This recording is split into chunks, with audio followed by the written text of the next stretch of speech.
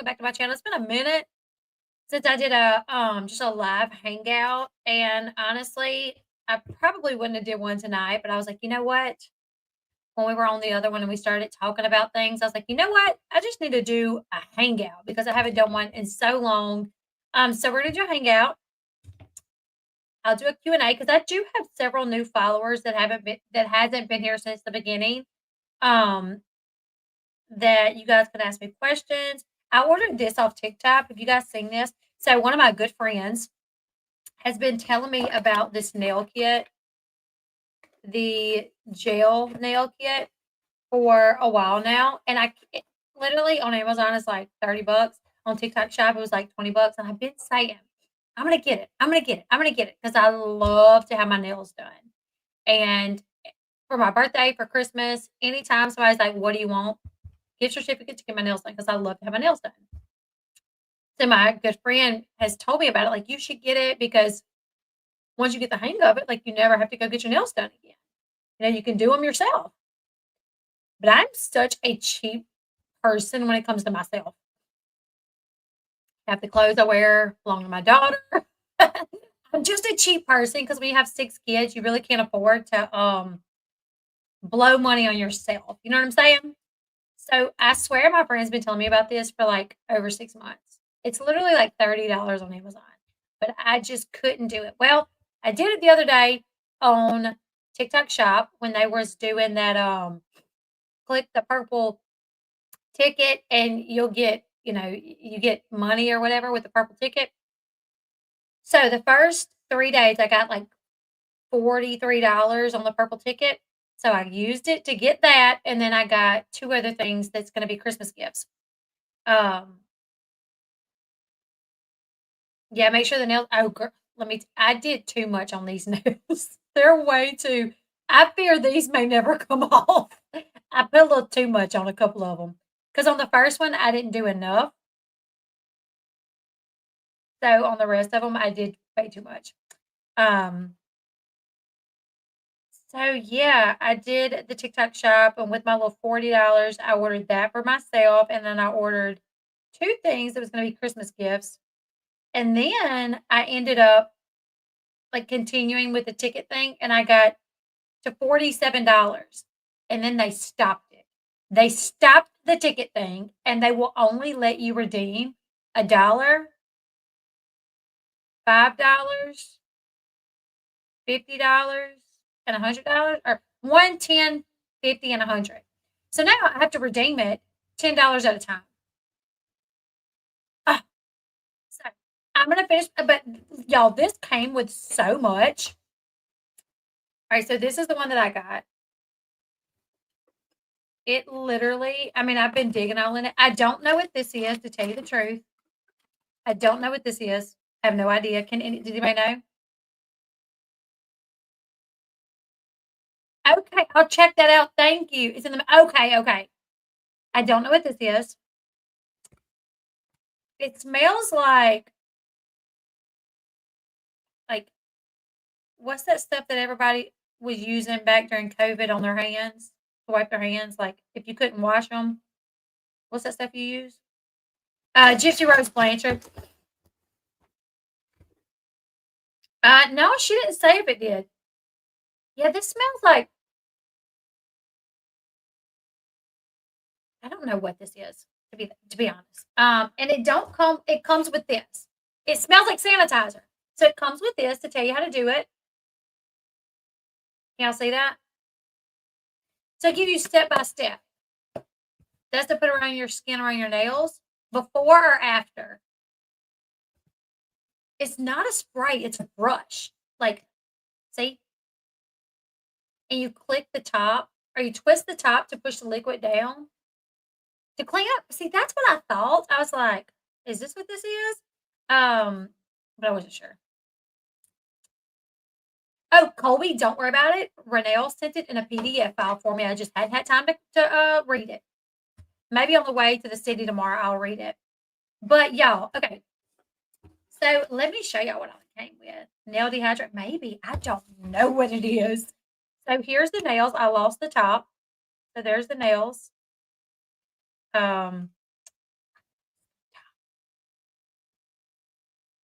this thing. I don't know. Now, I already had these. My daughter had several of these. So I'm actually using this color. It comes with a base gel, a matte gel, a no white top coat, and it comes with a nail cleaner slip solution. Comes with nail clippers, a little fancy shot glass, a little fancy shot.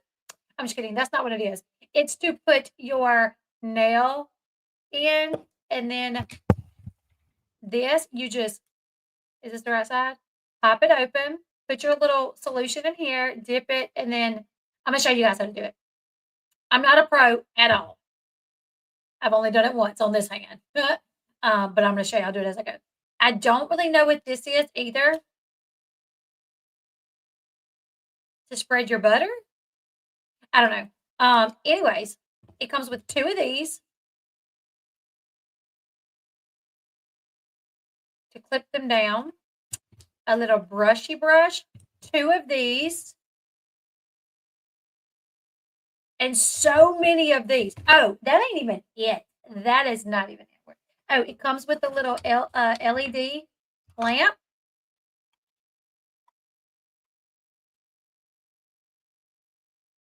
Oh, I can't plug it up. It's too far. I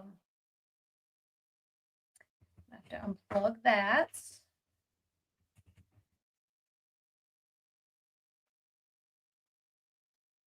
See, I thought so, but there's another one in here. So I'm like, well, no, it ain't. Okay, so that's the box for the lamp. Here's a bunch of alcohol wipes to clean your nails off with, because I've done my nails several times, like with the little fake nails from Walmart, and I've always found that when you do your nails, if you wash your hands real good with soap, clean them really good, and then if you take alcohol, like dry them, take alcohol wipes and clean the top of your nail, like they stay longer. So I've always done that. So I've already cleaned my nails. Does anyone else have a P.O Box that wants to read Gypsy's book? Let Colby know, because if you want to read the book, she's got it. She'll send it out to you. Here is like decorative tape in gold, chrome, silver, white.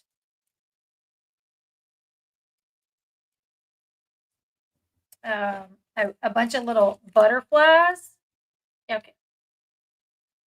Butterflies. Oh, here's the top. I thought I lost it. It's over there. The little tip guide strips. So you can't see them, but it's so you can do like French tips. Charms, not charms, but what are these things called? What are these things called? Anyways, different colors: purple, green, blue, pink, black, maroon, red, orange, blue, light blue, whatever these are. Oh, these are like the, yeah, gems and glitter. Exactly. It comes with all of that. Here's another buffer. Here's more of the strips for nails. I'm telling you guys, it came with so much. I got it for like $20, which really I got it for free because I got it with my cash. Okay, this was a little concerning, not gonna lie. This just came like this, and it's got fuzz on it. Like,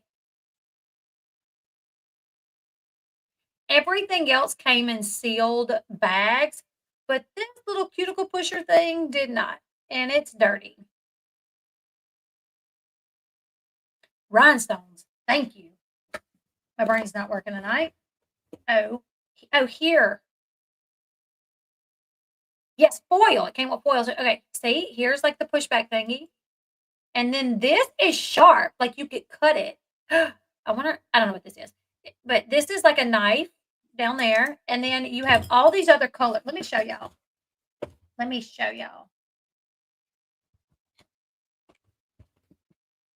How many of the colors? Look at that. Look at that. All right, what all do we have?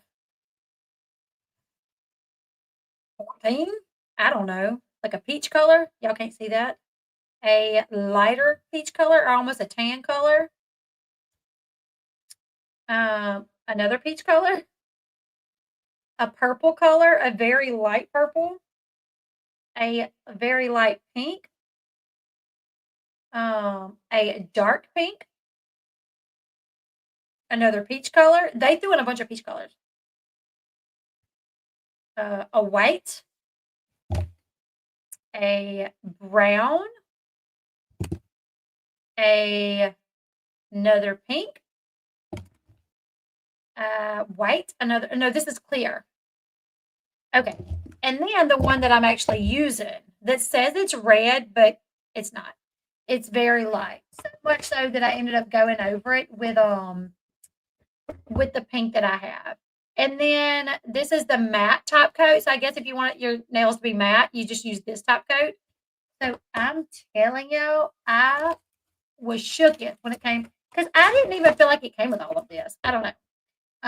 The one that looks like it has a split in it is like clippers per day for skin. Oh, all right.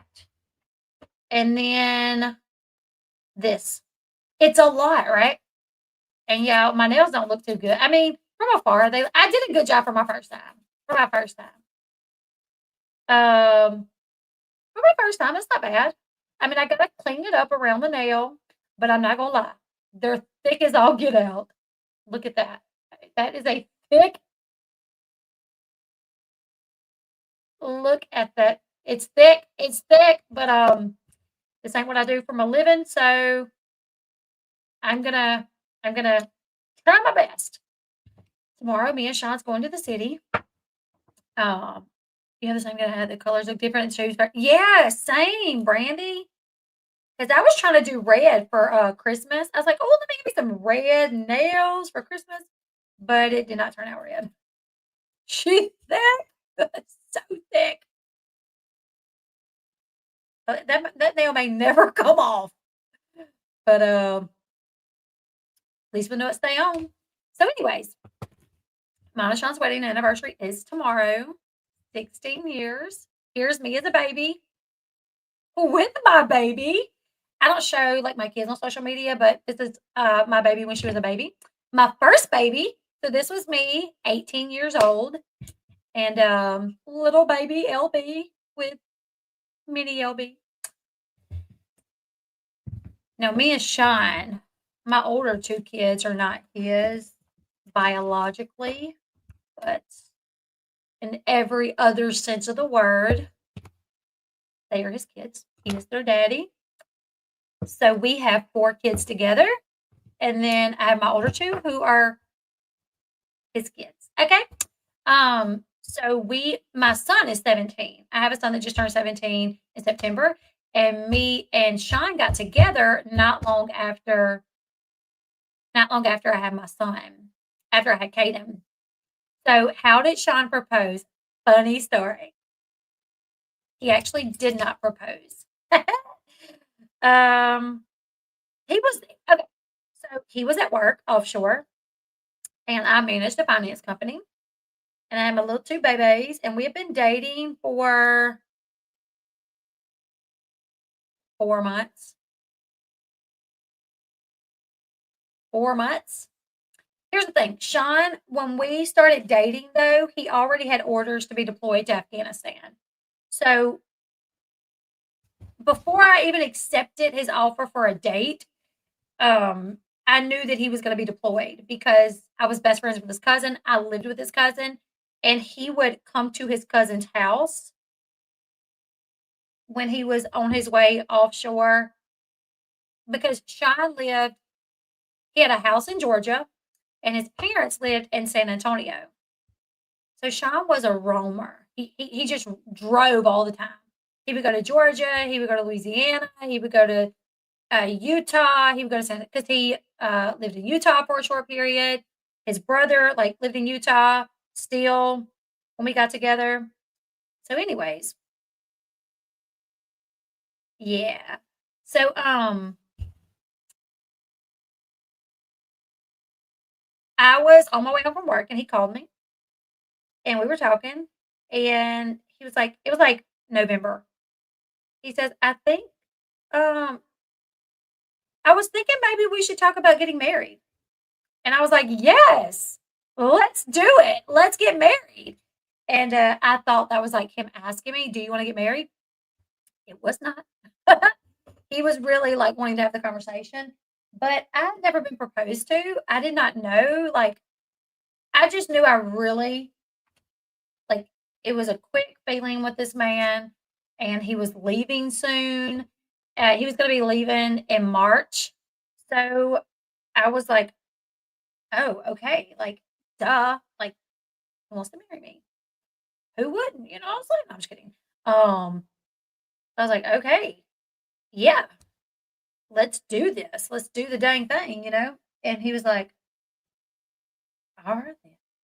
He did not tell me this until like he came back from his deployment. He's like, yeah, I really wasn't trying to propose in that moment. I was actually just really wanting to talk to you about it.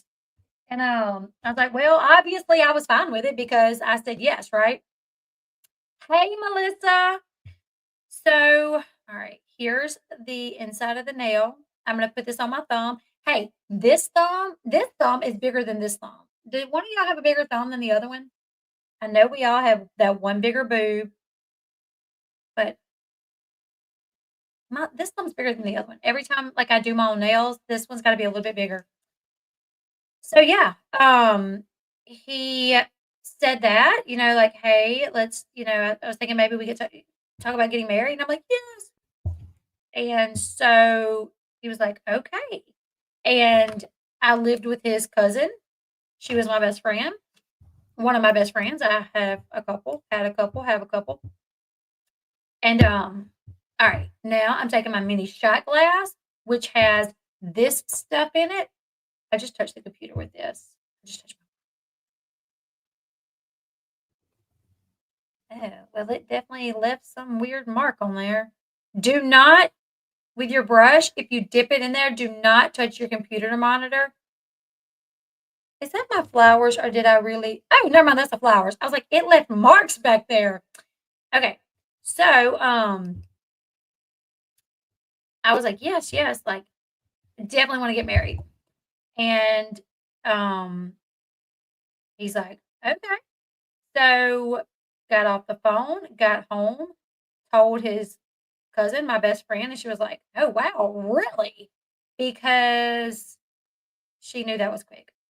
And I had my older kid's dad, I had dated him from the time I was 12 and a half, on and off, and I had our last child when I was 21. So, I mean, I got a, very long relationships to just a few months into it, and I'm wanting to get married. So, my best friend was like, "Oh, like, that's quick." And I'm like, "Yeah, but, like, when like, duh." And I'm like, "And 2, he's about to deploy, like, I wanna marry him." She's like, "Alright then." So the next day at work, I'm like online looking at wedding dresses. I'm sending her pictures of the wedding dresses. She sends a message to her cousin and is like, congratulations, heard you're getting married. And he's like, oh, wow, like it's moving quickly. So yeah, and I started looking at dresses and started planning it. But then the next day, he was like, we need to do it before I leave, honestly. And I was like, okay. He's like, I want to add you to my insurance. I want to make you the beneficiary of my life insurance policy just in case anything was to happen. I will want you and the kids taken care of. And I was like, all right then. So he was going to, oh, thank you. Thank you, Christine. Thank you so much. I appreciate that. he was going to, yeah, he Harris and Caden's dad has never been what a dad should be, you know? And when Sean came into the picture, their dad was just, like, such a letdown for those kids. So, he really stepped up and stepped into that position, and then it was like, if something happens and he passes away, he had a big life insurance policy for the military. I don't remember what it was, but he also had one for offshore because he worked offshore as well. Christine, thank you so much for that. I do appreciate you guys. So Shaw was in the army and he served in Iraq, 2005, 2006. He was in the army for 6 years, maybe, or something, maybe 4 years. I don't remember the times. Okay, Morgan, I'll check that. So after he got out of the army, he signed up for the National Guard. So he was able to have a regular job. So he worked offshore. So he had a life insurance policy through offshore, and then he had one through the military. And so, like, if something would have happened to him, like, we would have been taken care of for a while, you know? And he wanted to make sure that that's what would happen. So it was like November. December 20th, and we're getting married. So he was like, we got to get married. That way we can get all the paperwork done. We need to get you like your military ID. We need to get you on insurance through TRICARE, you know, everything. And I'm like, okay. So because of that, we did not have time to have like a wedding. So we got married in our house. He wore blue jeans and a salmon colored shirt. And I wore a off white blouse. It was a very pretty ruffled kind of blouse and black pants and heels, and I curled my hair and my little two babies. Caden wore a white and blue striped shirt with blue jeans and John Deere boots, and Paris wore a a black and white dress. Um, and it was like, you know what, we're not really going to invite anybody. We're going to have a small wedding, and then when he comes home, we'll have our big wedding. So that was a plan, was just to have a small wedding, not invite anybody, and then whenever he gets home, we'll have the big wedding. Well, that we never had the big wedding because, well, I had 2 kids. We started having more kids not long after he got home, and it's just never one day we'll get our big wedding if my YouTube channel ever takes off, and we'll have a big wedding. Thank you, thank you. Me too, me too. I'm very lucky in that because I look around at some men and I'm like, "Oh my goodness, thank God," you know? So, yeah, we got married. It was like, we're just gonna have a small thing. We'll invite the justice of the peace. I mean, he even called his parents, and he was like, "Y'all, y'all don't have to," because they live in San Antonio, 7-hour drive. He's like, "Y'all don't have to come, if y'all don't want to. Like, we're gonna have a big wedding when I get back." They insisted on coming. They're like, "No, we coming." And then my mama, of course, was like, "I'm coming." So then between my mama, his mom and daddy, my stepdad, my sisters, like my best friends, they all like got together and showed up at our house with food and a cake, and it was a little bit bigger than we anticipated. And then we had our honeymoon in the city where we're going tomorrow. That's kind of what we have always done. We just went to the city because we live in a small town, and the biggest city to us is like an hour and a half away. So that's where we went. Sean's parents stayed in town for the weekend. They kept the kids, and then me and Sean went to the city. He We ate at like a Chinese restaurant, and he got sick. He got food poisoning. So our first night, our wedding night together, I slept in the bed and he slept with the toilet. Yeah, I kept getting up and checking on him, and he's like, "Leave me alone." I'm like, he ate oysters. I think that's what it was. Yeah. So, yeah, that way we got married, and I was like, "I'm not having any more kids, so I hope you're fine with that. No more kids." So I'm still curing this fingernail over here. It's not that bad. See, it looks not that bad, but they're very long, So, yeah, I was like, "I'm not having any more kids. I have 2, a boy and a girl. I'm good." And he agreed to that. He doesn't remember this. He's like, "I do not remember agreeing to no kids." And I'm like, "You did." I was 100% no more kids. And, I don't know, that's fine that he don't remember, but he was really good with them. He left for his deployment in March, and I was working as I managed a finance company, right, when we got married. Well, from the time we started dating, he was like, "You can quit." Oh, no, Sean has no other kids, just ours.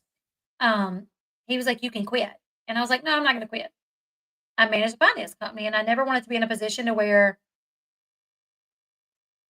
I needed to rely on a man, you know? I was like, "Nope, not gonna quit." When we got married, after we got married, he was like, "You can quit." And I was like, "You know what? Maybe I'll quit now that we're married." So I quit my job, and um, we moved into an apartment in town, and he deployed. And it was me and my 2 little kids, and my best friend lived in the apartment with me. And I didn't work. We sold my car, or we actually gave my car to his aunt because she needed a car. He had a truck that he left with me. So for a year, I lived in this apartment with my best friend and my 2 kids, and he made a good amount of money from a deployment because he was in a combat zone and because, we were married and he had 2 stepchildren. And then, oh, thank you, CJB. Thank you. And then he was stop loss in September. So Sean, his time in the National Guard would have been completely up September of the year. He left March 2009. September 2009, his contract with the National Guard was up. But because he was there in Afghanistan, they automatically extended it because he was supposed to be deployed for a year. So they automatically extended it. But when they do that, you get a pay raise.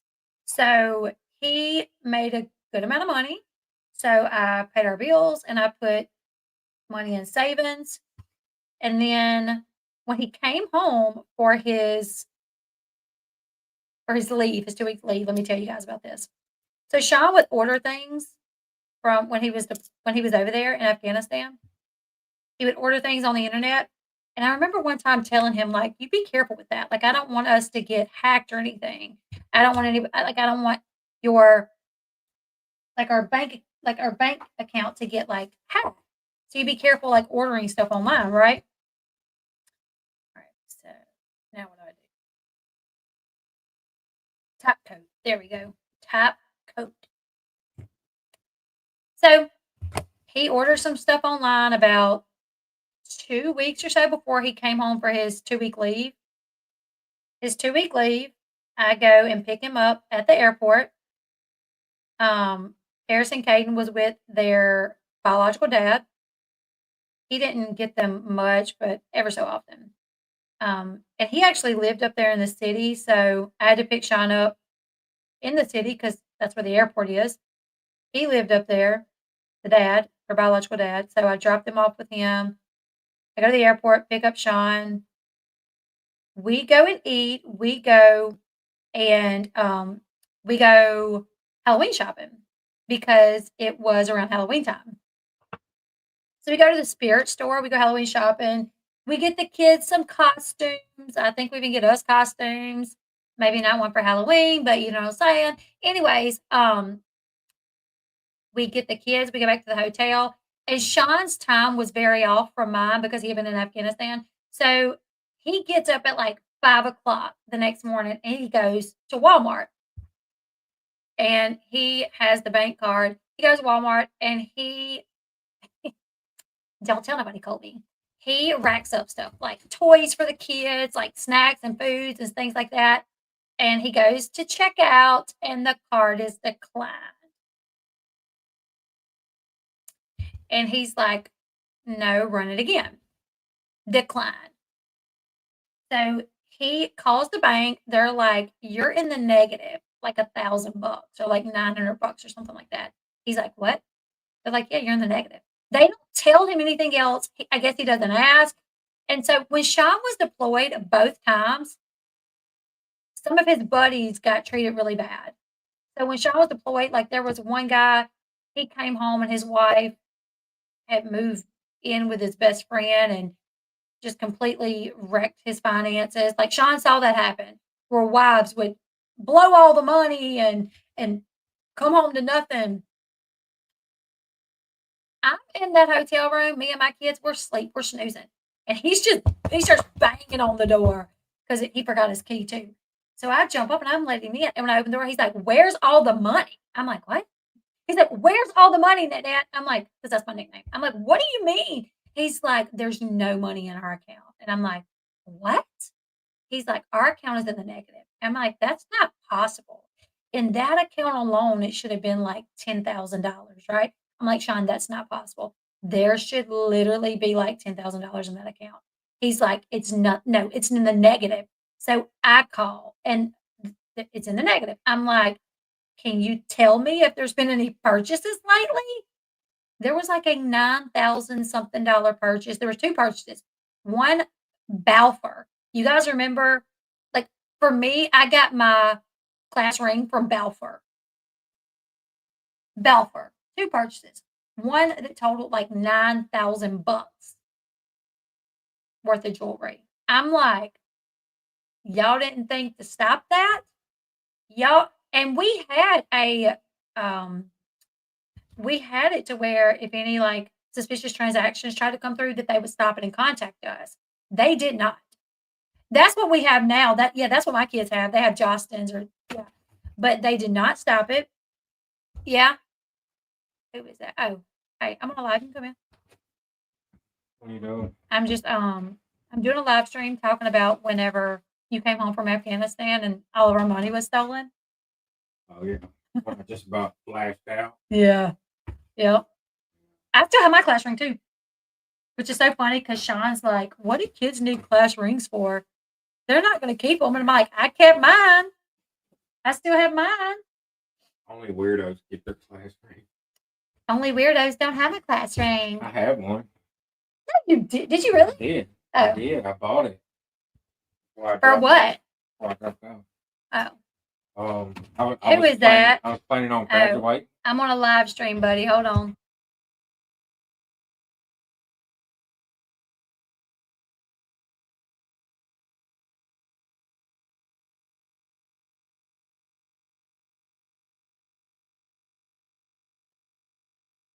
I'll go ahead. Hey, sorry. I always mute when my kids come in here. I'm super weird about my kids because there's weird people on the internet. Not y'all, but there's weird people on the internet. I'm a proud weirdo too. I got my ring. I still have it. Sean's gonna come in. He was like trying to get seated, but one of the kids came in. Yeah, my son needed plastic gloves. He's like, "Well, plastic gloves." Um, so anyways, yeah, they tell me about and I'm like, "What?" Yeah, like, "Y'all let something like that go through?" And they're like, "Sorry." I'm like, "We need that back now." And they're like, "You're gonna have to come into the bank, fill out a form. It could possibly take up to 2 weeks." Our bank was in Georgia. We live in Louisiana because that's where Sean primarily lived was in Georgia before we got married, you know? All right, so this is the result, right? This is the result. Not bad.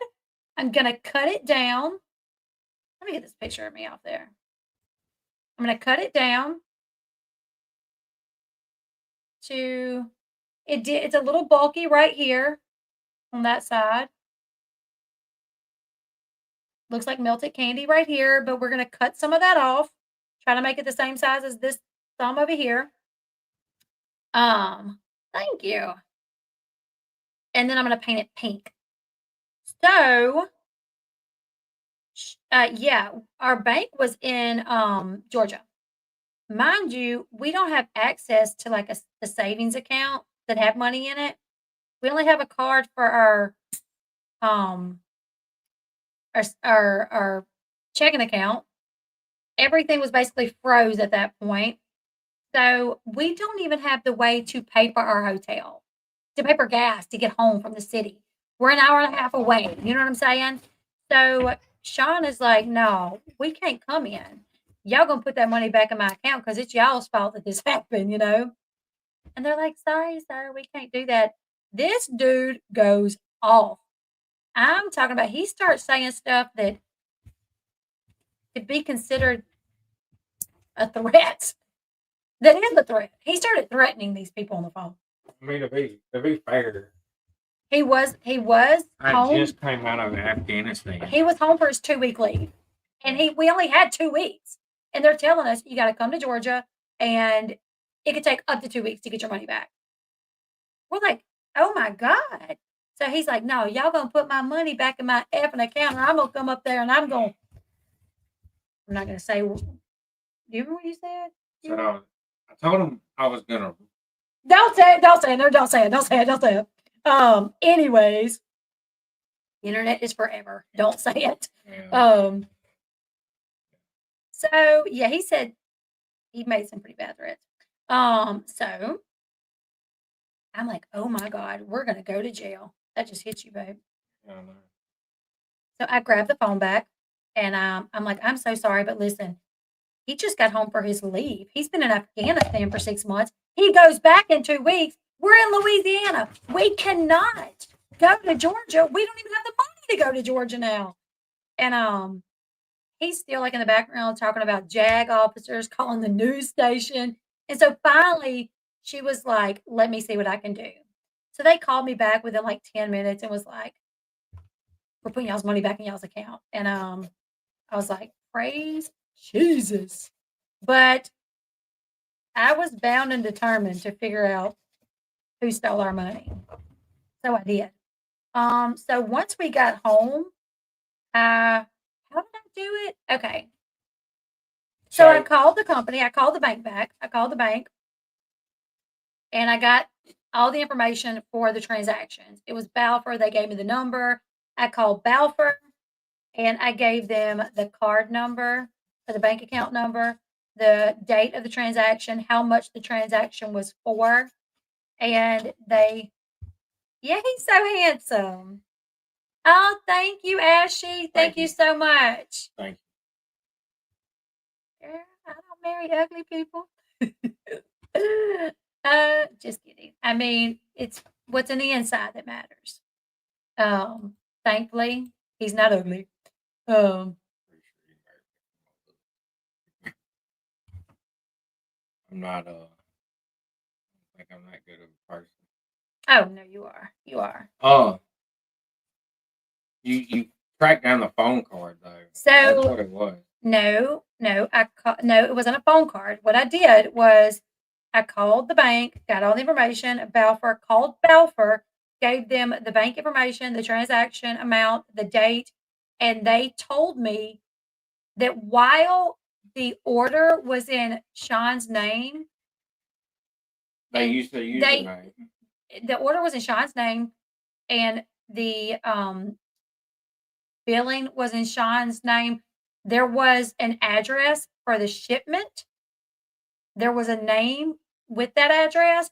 There was a email to send like an email to for the order, like a confirmation. Like yeah, they gave their email. They put their email in to get a confirmation or whatever. And two, because the transaction was so big, they had to set up like a password, right? And she said, you might could try to get into his email address because this is his email. We have his email, and he had to give a password since the order was so large. Maybe see if it's the same password. I'm like, good idea. So I go, put in the email password, get right into this thieves. I'm telling you, it was you did call Balfour, but you called a phone. He had gotten like phone card charges, a bunch of phone card charges, and it was some weird phone thing like. Y'all just let him tell the story. He remembers it better than me. No. Look, this is one detail that I don't remember anything about a phone card. Maybe so. But what I can tell you is I got into his email address. I got into his email, and he had done this to so many people. Like, it was crazy because it would say, like, thanks so-and-so for your purchase with blah, blah, blah, blah, blah. and it was like different names, like Bob, Phyllis, Sandy, like just email after email after email of things that he had ordered with other people's cards. So they were sending emails of confirmation with that person's name, right? With the so I'm like, I start looking these people up, like reaching out to them to let them know, like check your card. And I end up getting his phone number. I get the shipping address, I get a name. So I look up a phone number. So I call the phone number that I find and I ask a woman answers, like a little old lady. I'm like, "Hey, yes, ma'am. My name is so and so. I'm with Balfour Jewelry. I'm calling to confirm an order. Is so and so there?" Like the name of the guy. I don't remember the name, but it was like a Robert. You know, it wasn't anything crazy. So I'm like, my name is so and so. Customer service with Balfour Jewelry. I'm calling to confirm an order. Is so and so there? She's like, "Oh yeah, that's my son. Hold on."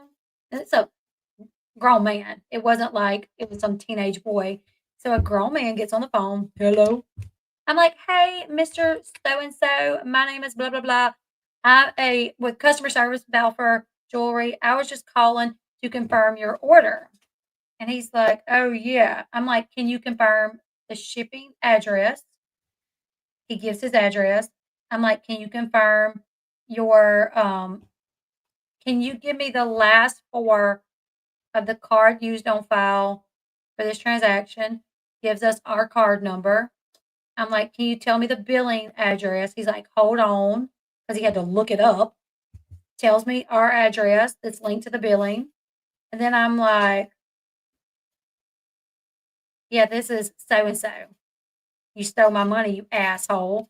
And my husband's a veteran and just came home from a deployment, and we had no money because you took it out of our account. And as a matter of fact, I got in your email and I know like all of the stuff that you've been stealing. And I'm going to get in touch with everybody. And I changed his password. Sure did. He couldn't get back into his email because I changed his password. Then we call the FBI. And then I called the FBI and I turned him into the FBI. Because he was out of state. So. Yeah, because I called the police and they were like, "Call the FBI." So yeah, I don't know if anything ever happened, but I did. I called the FBI. I turned everything over to them. How do you make money buying class rings? I don't know that I don't know that it was like class rings that he bought, but they sell jewelry. Yeah, I don't know. Whatever he bought, he spent a lot. It was a lot of money. It was like $3,000. No, shoot, it was like 9,000. No, it was like 3,000 at Balfour alone, I think, wasn't it? I don't know. There was two charts. No, I think even Balfour was like 9, and then there was one that was like 1,000. Yeah. But it was a situation. So yeah, sure did. And that was a whole situation. Thankfully, we got our money back. It's probably from swiping my debit card in like another country. Well, remember, like a week before that, you bought something online, and I said something about it. I was like, I hope nobody like hacks your account or anything. Oh yeah, that's right. I bought that Camelback for That's what it was, the Camelback. And the little Camelback. I still got it. Yeah, you do still have it. Ain't it in the front closet? It's on my vest. In there. That's definitely not the same size. No. I feel like you're gonna be at these nails all night. Nah, look. And so I actually wanted to be a private detective when I was younger. I say younger, like from the time that I was like, I don't remember. But when me and Sean, like after I quit my job and after we got married, I ended up telling him that I wanted to be a private detective, and he thought it was like hilarious. Wasn't I don't know. I just didn't think there would be a lot of work around here because we live so far out in the woods. But actually, yeah, there probably would be a lot of work around here because there's a lot of people that probably need a private detective. Yeah, and like they don't just use them just for cheating. Like banks use them, insurance company use them. Like people use private detectives. So yeah, when I told him that, it kind of hurt my feelings because he was like, "What? Really? A private detective?" And I'm like, "Yeah." Yeah, I regret that. I should have supported you. So then when I came up with a crazy idea to do YouTube, he's like, have at it. Have at it. One time somebody stole my money from me. I got my money back. Yeah, thankfully, I think we've always gotten our, because it's happened to us a couple of times. Hey, Tina, thank you so much. What Sean think of your YouTube job, LB? I don't even remember. Whenever I first decided to do it, he worked offshore, and I just decided one night to do a video in my bathroom closet that ain't big. My husband is a pro bono private eye and is so unbelievably good at it. He found a man's bio parents who are in their 90s who have been so, oh wow, that's so interesting. See, I would have loved to have done it. Um, right. I'm a PI in a different kind of way now. Yeah. For sure. And what I will tell you is you guys know on 90 Day Fiance that private detective that was on 90 Day Fiance that investigated Michael. I talked to him for hours, and it was so interesting hearing all the stories. He told me several stories. He told me, you guys know, who is that famous baseball player? Hold on, I can think of it because my cousin used to say, I only love you, God, and Chipper Jones. Chipper Jones. That's what my cousin used to say when he was little. He used to tell my aunt, I only love you, God, and Chipper Jones. So Chipper Jones got busted cheating on his first wife, and the private detective that was on 90 Day Fiance was the one that was hired.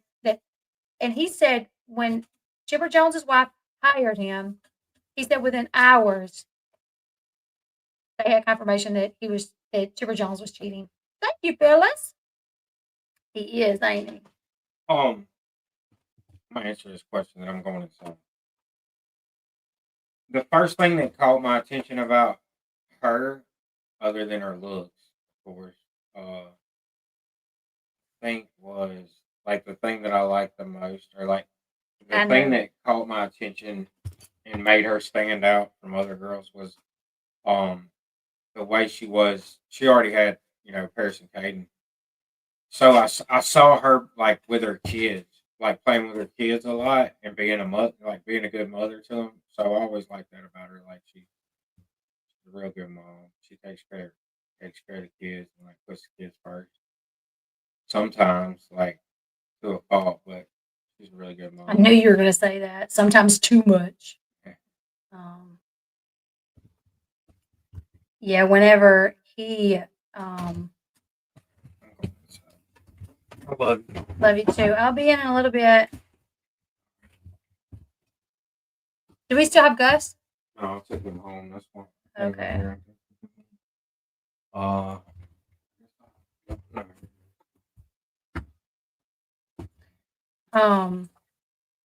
So yeah, he was like at his cousin's house one day, and I was there because I live there.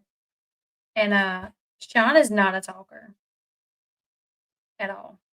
But I was like laying on the couch, and I had Caden, and I had my feet up, and I had Caden like on my feet, and I was playing with him. And Sean said that was like one of the moments where he knew he was like, I want to marry that girl.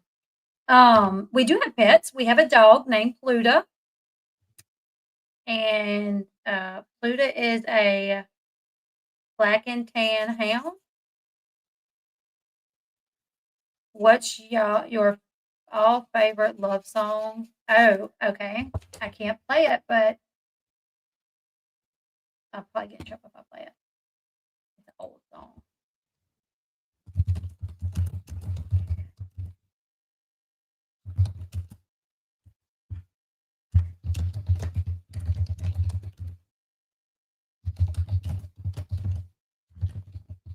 Oh, I'm gonna have to adjust the typing with these things on. Let's see.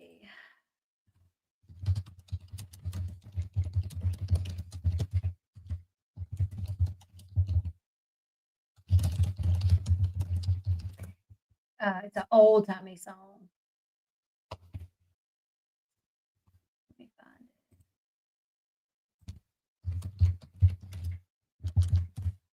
it.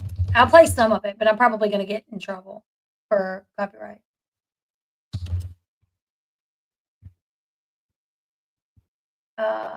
Anybody? Y'all listen to Waylon Jennings? That's who sings it, Waylon Jennings.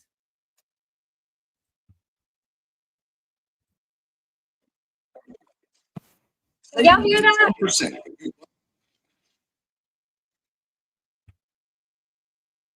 Let me know if y'all can hear that.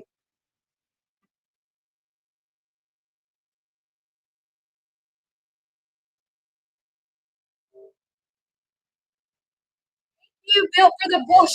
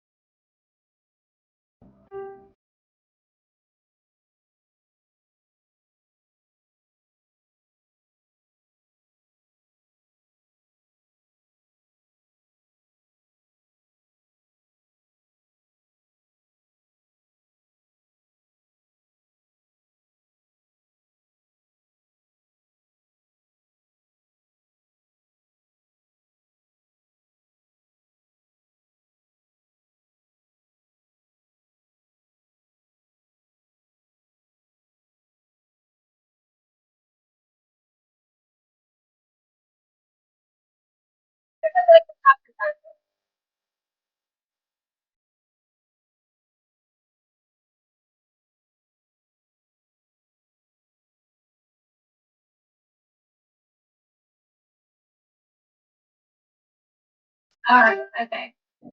That was our song. Love that song. I actually haven't listened to it in a minute though. But yeah, that was our song back in the day. I'm gonna have to play it tomorrow on our way to the city. Get him all emotional. We haven't heard it. We haven't listened to it in a while. But we are big music people. Like in our house, there's always music playing. We have a speaker like in our dining room that like we are always playing music. So we're big music people. So that's about as good as I can. That's not too bad. Honestly, this color it's not that bad now. Like that I'm getting a little bit better at it, but before like this like it would be like really different in color, but the pink is fine. The pink is fine. Um thank you. Thank you. I love you guys too. Honestly, y'all. I'm so blessed that my YouTube channel has done good because I mean, we have 6 kids. We have our youngest daughter has a lot of medical issues, so she's homeschooled. Um, and when me and Sean got together, he worked. What did you put on your nail? It looks cute. I am doing um the nail extension kit thing that I got from TikTok. Oh, I was gonna buff that down. I forgot to do that. So Sean worked offshore. He was National Guard. So for the time we got married, I grew up poor. Like, I grew up pretty poor, right? My dad drove a log truck. My mom was a teen mom. My mom had 4 kids by the time she was 20. Bump, bump, bump. I'm 37. My sister Flossie is 38. My sister Stephanie is 39. And my brother is 40. So we grew up like trailer poor. I got pregnant in high school. I got pregnant at 17. I was living with my mom. She was right out of a divorce, I think. And we were living in a trailer in the middle of town, and I got pregnant.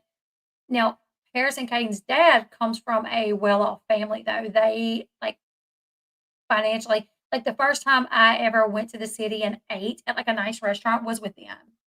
And I remember looking at the menu thinking, I don't want to order anything off here because everything looks expensive. Like the first time I ever went to the mall was with them because we just we were very poor growing up. So at when I was 18, Harris was about 8 months old. I got a job at a finance company. I was hired on as a customer service representative. And within 6 months, I was bumped up to assistant manager. And within like less than a year, I was bumped up to manager of that finance company. So by the time I was 20, I was running the finance company and I was making decent, I mean, good money for me. And you can make bonuses if you hit your numbers every month. I remember one month my bonus was $3,000 on top of my paycheck. And my paycheck was like $1,000 every 2 weeks or something, which to me I was balling. You know what I'm saying? I was a single mom with 2 kids, and their dad did not help. His parents did, but I did not ask them to. They helped when they wanted to. They helped if they chose to. I never asked them. I was not going to. I remember one time I was getting off work, and this was when I was still it was when I was still an assistant manager. And I was getting off work and I knew I did not have a lot of money. Payday was still like days away. And I called their dad and I said, "Is there any way you can get some diapers?" And I said, "Because I'm literally like, it's either um like I don't have a lot of money left over until my next paycheck. So if I have to buy the diapers, like I'm not gonna have money for like lunch or anything." And he said, "Call mom and daddy." And I was like, "I'm not calling your parents. They did not help me make this baby. It's not their job." And he worked, but he blew his money on other stuff, you know what I'm saying? So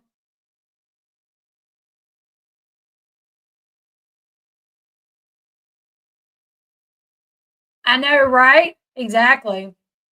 So I was like, "Nope, not no."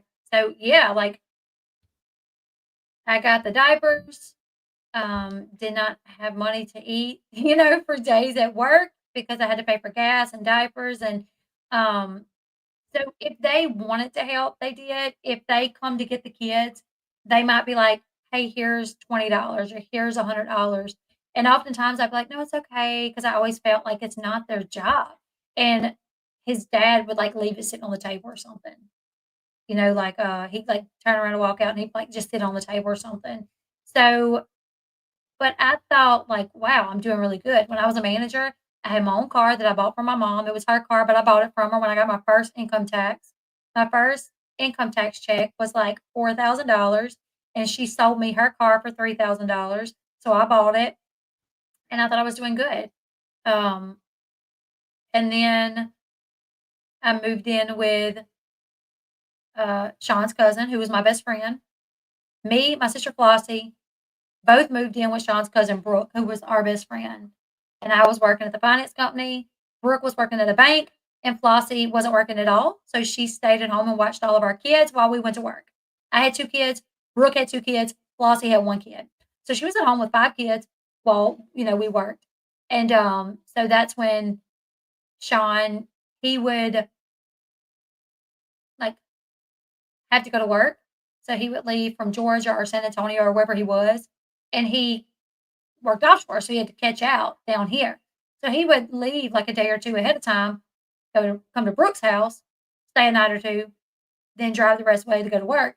Then he'd get off work, drive to Brooke's house, stay a night or 2, go home. Well, he ended up telling Brooke, like, "I'm gonna ask Net out." And Brooke was like, she's gonna say no. Because Sean was a drinker and stuff, partier, drinker, bull rider, about to be deployed. So she's like, "Yeah, she's not gonna date you. She don't drink. She don't do that lifestyle. She's got 2 kids. She's managing a finance company. She's not gonna date you." And she told me, she said, "Sean's gonna ask you out on a date when he comes back through here." And I was like, "Oh wow, okay." And I said, "Well, I'm gonna say no. He's cute, but no. Like I got 2 kids, I got a job. I just, I've been in this long relationship all these years. Like I just need to focus on the kids. I'm not gonna date him." So when he did come in, Flossie and Brooke had went out to the bar. I was at home with the kids, and I was watching The Lion King. And I knew he was coming in, and I was kind of frustrated with Brooke for leaving because I'm like, your cousin's coming in. and he's gonna be staying the night here, and, like, I have to stay, like, up to let him in and entertain him because 'cause you're going to the bar, and it's your cousin, he's gonna ask me out on a date. But I thought he was handsome, you know? So he comes in and, like, I left the door unlocked, I'm sitting in the living room watching The Lion King, and I hear him, and I'm like, "Come in," and, I remember he had a camouflage jacket on, and he has his big bag on his shoulder, and he walks in, and he's like, "Hey," and I'm like, "Hey," he's like, "Where's Brooke?" And I'm like, "Oh, gone to the bar." He's like, "Okay." So he sits on the chair, and I'm in the recliner, and The Lion King's playing, and kinda watching it, and we're kinda talking, and he's like, "So, I was thinking maybe I could take you out on a date if you would be okay with that, if you'd be open to that. I was hoping I could take you out on a date." And I was like, "Well, I don't really have anybody to watch my kids." He's like, "I already talked to Brooke about it, she said she'd watch them." And then I'm like, "You know what? He's a handsome guy." I've never been asked out on a date, like, legit asked on a date, "Would you like to go on a date with me? I would like to take you on a date." So, I thought, well, that was really nice of him to, like, really ask me out on a date. So I was like, "Yeah, I guess we can." He's like, "I'll take you to Chili's. We can go eat, we go to the movie." I'm like, "Alright." Chili's was my favorite place to eat back then, and ribs was my favorite thing to eat, like the barbecue ribs. So, yeah, the next night, I think it was so weird because he was staying there and I lived there, you know? Yeah, he, like, talked to Brooke, seeing if she would babysit, you know? So, yeah, like, I, like, go to bed, and he goes to bed, and wake up the next day looking crazy, you know, and he's there, and I'm like, "Crazy." But, the next day we get ready, and I put on 2 shoes. They were both black in my defense, and they look really similar, and his aunt was there, and I walked out, and he's out there too, so I walk out, and I'm like, "Aunt Sheila, how does this look?" And he's standing there, and she's like, "Well, it looks good except you're wearing 2 different shoes," and I'm like, "Girl, I did not eat the ribs." And he asked me, he's like, "Why didn't you order ribs?" I'm like, and I didn't know that he knew that. Like, I knew that he knew that Chili's was my favorite, obviously, because he was like, "I'll take you to Chili's." So I'm like, "Oh, he must know that Chili's is my favorite." But I did not order ribs. But so anyways, it's so crazy because Sean is not he don't get embarrassed, like, he is what he is. So, like, when I'm, like, in the bathroom, like, getting ready, like, doing my hair, like, Brooke's in there with me, Flossie's in there with me, we're, like, talking. Sean, like, he gets dressed and he, like, comes in there and he's got, like, a button-up shirt on. It's kinda looking a little cray cray. I meant to file it down to get rid of that bump because I had bumps in these too that I had to file down. I still may file it down after it dries. I still may file it down and repaint it. But anyways, so,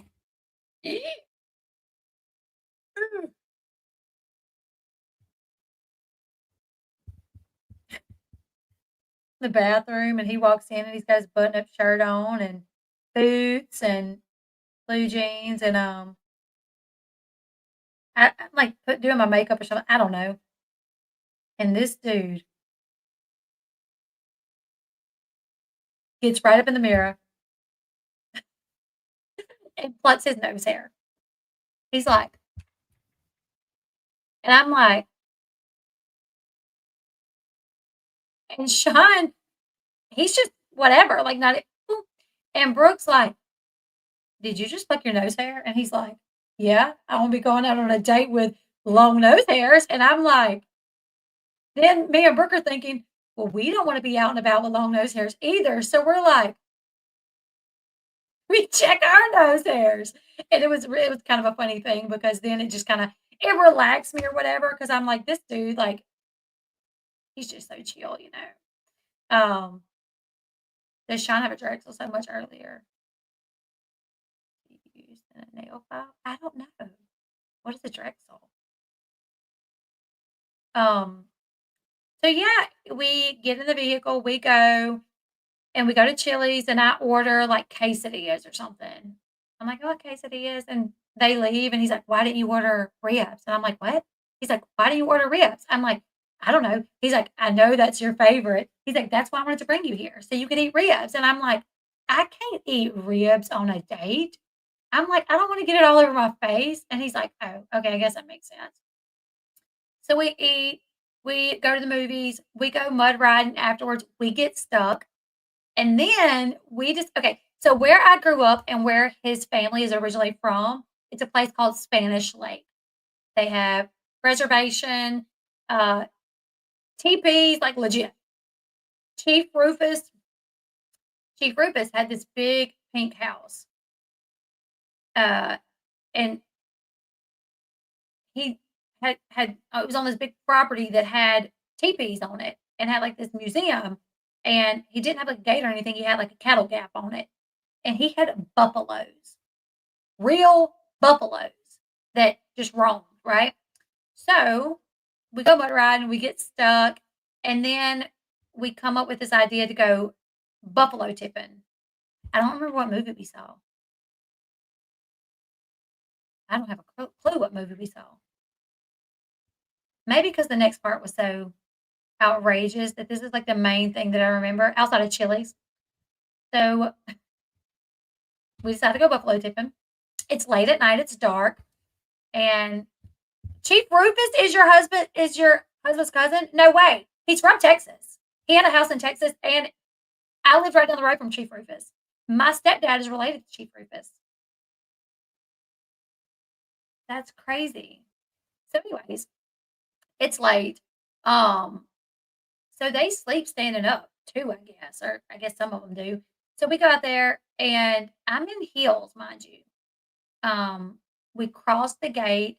Sean runs up. I told this story one time, and somebody tried to tell me I was lying.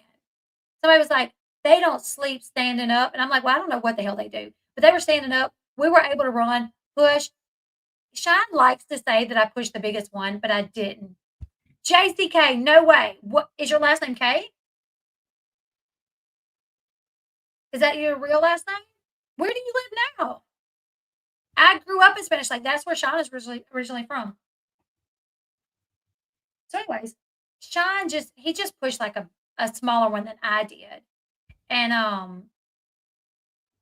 I guess the one that I pushed was a little bit bigger.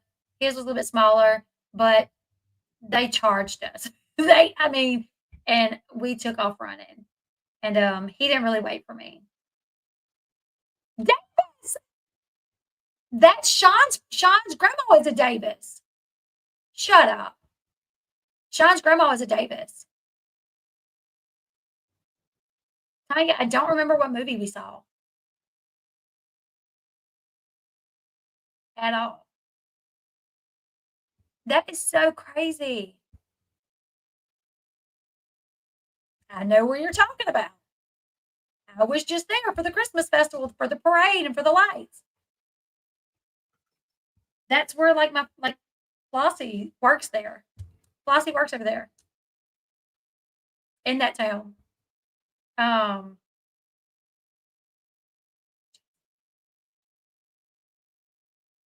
that's so wild because Sean's grandma is Johnny Lee. Charlotte is his aunt. Uh, that's kind of wild that I don't remember what movie we watched at all. I don't remember if it was a comedy. I don't remember what it was. I remember we weren't mooching. I can tell you that. No mooching happened. Okay, I was a virgin with two kids. We did have to go home together. We did. We did have to go home together, but nothing like that happened. What's so crazy is I don't think this was the next morning, but previously, before we went out on our date, because he was a big drinker, right? So he was there. Me and Brooke and Flossie all slept in the same bed together, and we had our baby. Like Caden was a baby, so he slept in a crib right next to us. Sometimes he slept in the bed with me if they weren't there, if they were out. But I remember one morning waking up because Brooke's phone was ringing, and it was him, and he was in another room, and he was like, "It's literally like 11." Smooching, I mean smooching. Um, it was like 11, 10:30, 11, I don't know, and we wake up, maybe it was like a 9, I don't know, but it's Sean. He calls Brooke, and he just woke up. He's still in bed, and he's like, "Hey, will you bring me a beer?" I'm like, "This dude got issues." And Brooke was like, "Go bring him a beer." I'm like, "I'm bringing him a beer. He's an alcoholic, clearly." And she's like, "No, it'll trip him out if you go do it."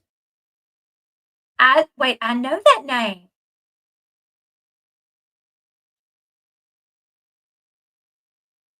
Hold on.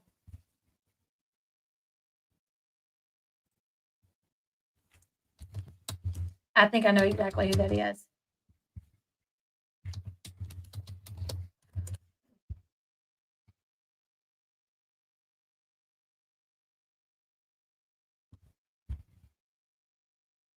Trying to think. What's some of your cousin's name?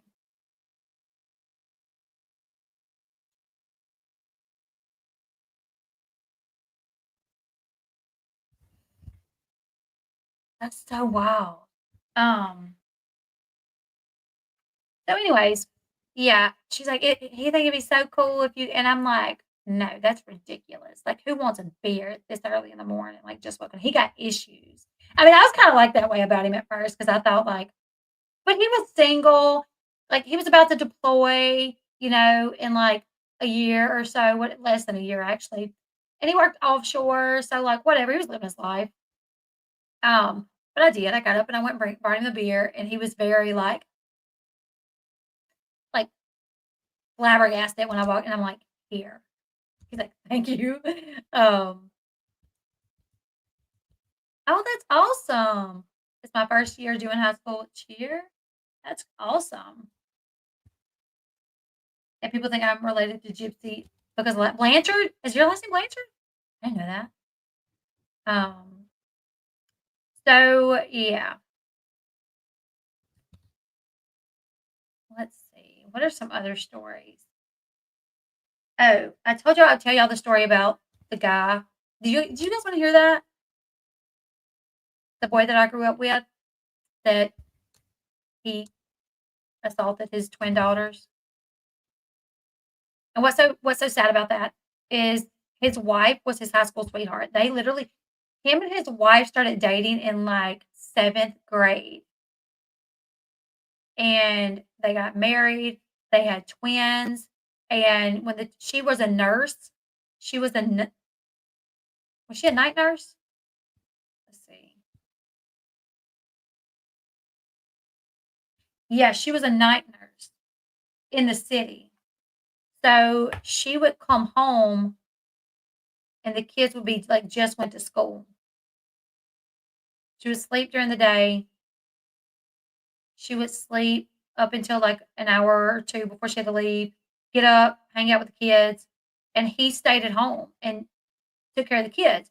And he said that he couldn't work because he had really bad asthma, right? That he had really bad asthma. Um, I don't know if he did or not, but he didn't work. His wife worked, and maybe his girls were like 7. They went and stayed with a friend. They were they looked just alike. They were the twins that identical twins, sorry. It's not working right. They were identical twins, and they went to stay with a friend.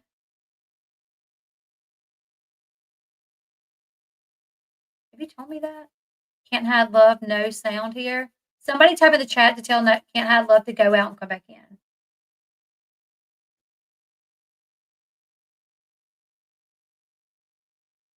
Thank you, Triple.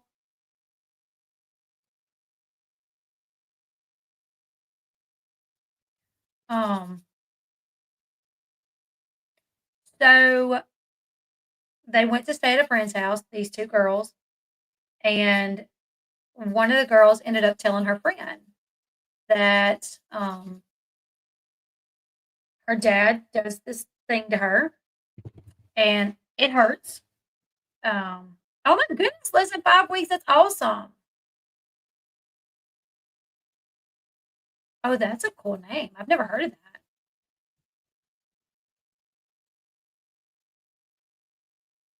Um, but yeah, she told the friend that like her and her dad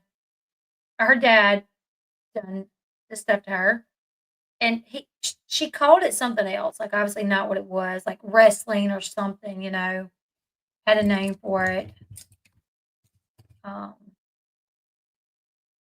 I want to say maybe wrestling. I don't know, but she said that it hurt and she didn't like it. So the friend went and told her mom because the friend knew that's not okay. So the mom talked to both little girls, and both girls said that he was doing it to both of them. So the mom texted the other mom and said, "Hey, I need you to come to the house. I need to talk to you." She was like, "Is everything okay?" And she was like, "You just need to come to the house."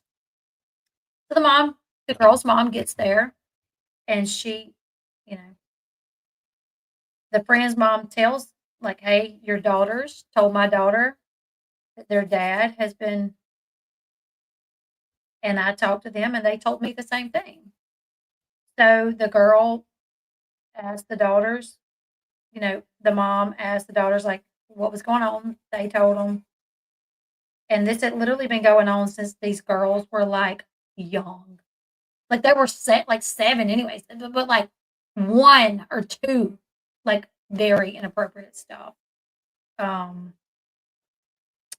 so um she called the cops. And this was, high school sweetheart, probably the only guy she ever been with. They called the cops and she called her parents and told her parents that she was about to go home, but she needed them to go with her because she did not know if she was scared she would kill him. So the parents went with her, but the dad almost killed him.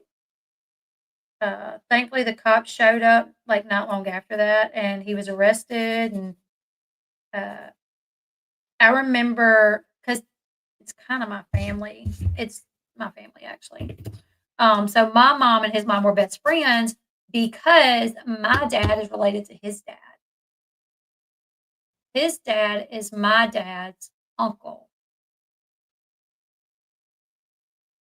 So we're like cousins or something. Um, and I grew up with him. Never would have thought at all. Uh, but yeah, he and what's so crazy is some of that side of the family like wanted to get him out on bond.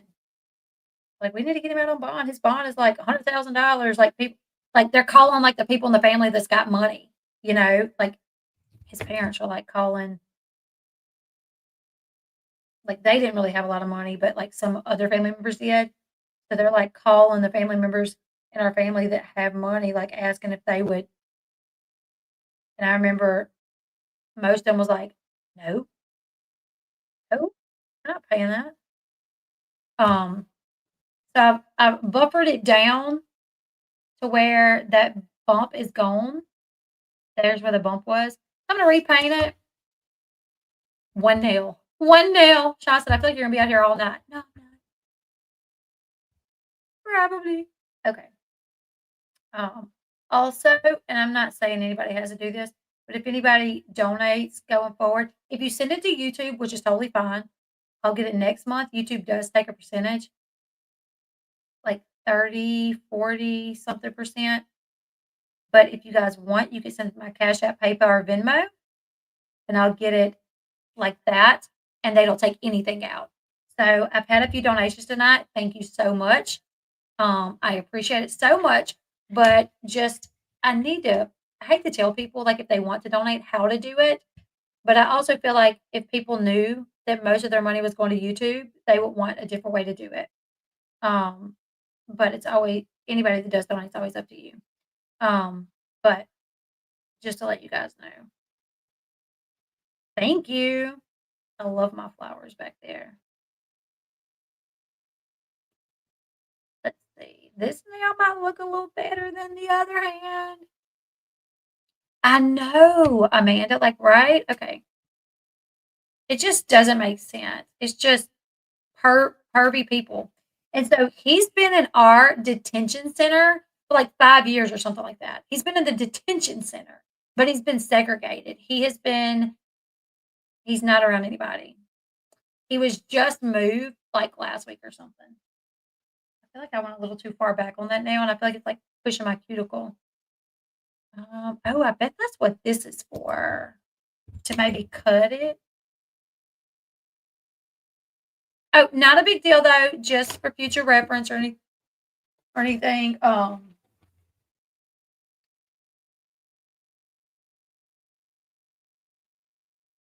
So,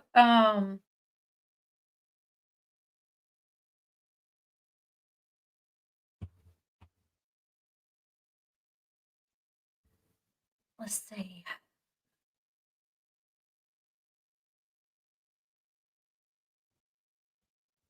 My daughter, Colby, you asked a while ago about my daughter. My 7-year-old has health issues, but I do feel like next year we'll probably try to put her in school. It's very nerve-wracking for that though, because she's got celiac and she's got cyclic vomiting syndrome. So things that like excite her are if she gets really stressed out, she will literally have a bout that makes her sick for a week. That's what like we're worried about. But we're gonna shoot for school next year. Um, yeah. Oh my goodness, I know that's so horrible. What do you guys think about the drones? Are y'all seeing about the drones? I have a theory.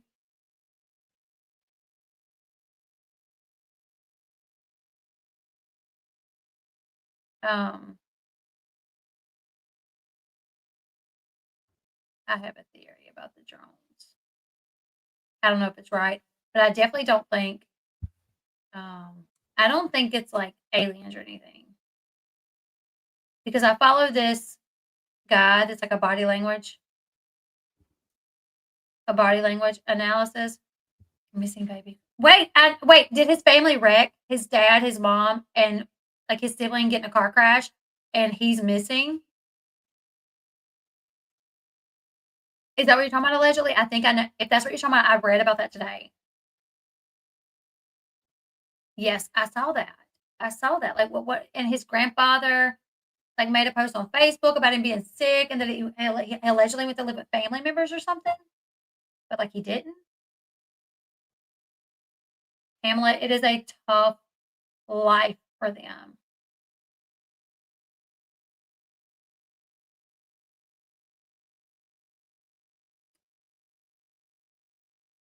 Well, there's that.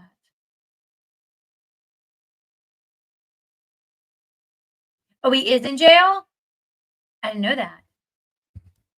Okay, so there's been these drones that's been spotted over like New Jersey, several places.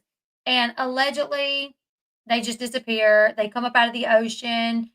They've been spotted like coming up out of the ocean, going back down into the ocean, disappearing. When other drones get up beside them, they drain the other drones' batteries.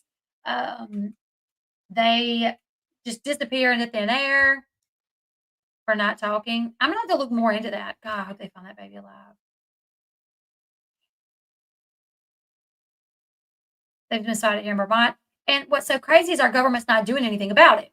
So I watched this guy, Chase Hughes. Chase Hughes, he is on the behavioral panel. He is like a body language expert.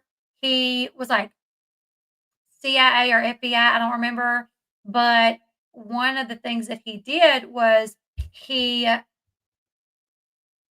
taught something to do with like psych ops. I don't remember. But he is like, he did a video on it. It's very interesting. Uh, he thinks that this is like a distraction, basically, because if we did not know what it was, we wouldn't just be letting it fly around nonchalantly. Um, he's like, when the news is reporting the same thing, like verbatim, same words, same trigger words or whatever, like you could pretty much bet that a narrative is being pushed by our government, you know? Um,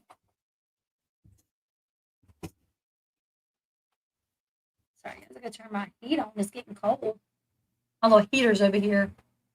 God, let me find him.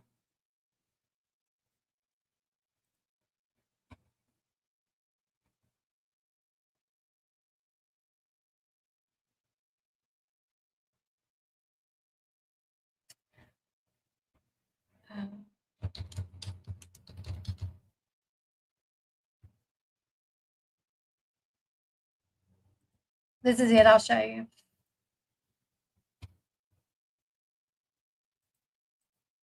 But they knew it. They knew it was happening, though.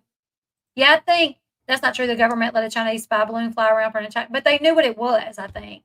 You know, they just didn't, they just decided not to stop it. Are we in the middle?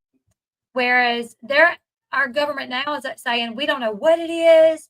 We're not sure. We're trying to figure it out. Like, and then there was this other guy that worked in the military that said he worked on those. He named what kind of drones they were. He's like, listen, anything that they're putting out that the government is allowing you to know about, just know we are 25, you're 25 years late to what we have. Like the military, they have like camouflaging stuff that makes you invisible. They have like this like blanket thing that makes you invisible.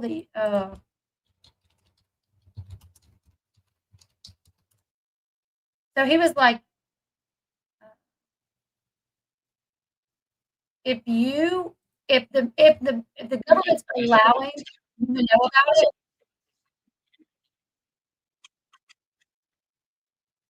let me see. Is this it? Camouflage that they could use everywhere. Correct. And it didn't work anywhere. Guy Kramer is one of the designers competing to win the Army's next multi-million-dollar contract. This summer, he showed us the science behind every shape, size, and shade of these pixels. You now have your camouflage. So we're trying to trick to seeing actual patterns, recreate shapes already in nature, and 3D layering creates depth and shadows where none exist. That's not That's it. today's design, but developers already have one eye on tomorrow. That's not it. what's coming up down the There road. is literally where you get like put it around you and it makes you completely see through. It's the wildest thing. But yeah, so one of this that he was like, he worked for the military, like classified, whatever. He was like, what did he say, babe? Like anything you know about, best believe you're like 25 years behind. But let's watch the Chase Hughes things real quick.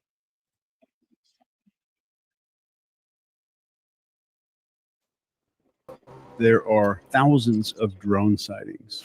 Never seen so many UFOs in my life. And more weird stuff every single day. Were they human or non-human? Non-human. We are not alone. You deserve to know how to tell what the hell is going on. And I just did a very confidential talk to my inner circle last night. But I think that you need to see this. People within the U.S. government believe it's true. The world deserves the truth. Growing number of drone sightings. They are not. Let me try to skip some of this. Y'all watch this video. Global crises. Somebody's done something bad and it's about to get in the news. Governments usually and very often create some kind of distraction. So remember when the Pentagon released UFO footage in 2020. That conveniently happened during a global pandemic, this chaotic thing that was going on around the entire world that we all suffered through. Number two, using fear as a tool. So fear unites. He's like basically breaking down like how you know if it is a psyop. Is that how you say it, psyop? How to know if this is something that the government is behind. If it's a distraction, if fear is used as a tool, watch that video because I'm telling you, psyop. Did I say it right? So you guys watch that video. Very interesting. Not gonna lie, I had nightmares the other night when I watched this video. I went to sleep, listened to the video, and I was having all kind of bad nightmares about aliens and drones and stuff. And then I woke up and I could not sleep. So maybe don't watch it before you go to sleep because it may freak you out a little bit. Saya. This video is going to be privated afterwards anyways because I don't want to look like too much of a fool and it's going to get copyrighted probably. So, what psych up? It could be psych up, like gotcha. Saya. Okay, now I know. That's one thing that Sean, he likes to make sure I don't look like a fool if I say the wrong words because we know somebody that use words psychological operation. If that makes sense. Me and Sean know somebody that they'll use the wrong words, and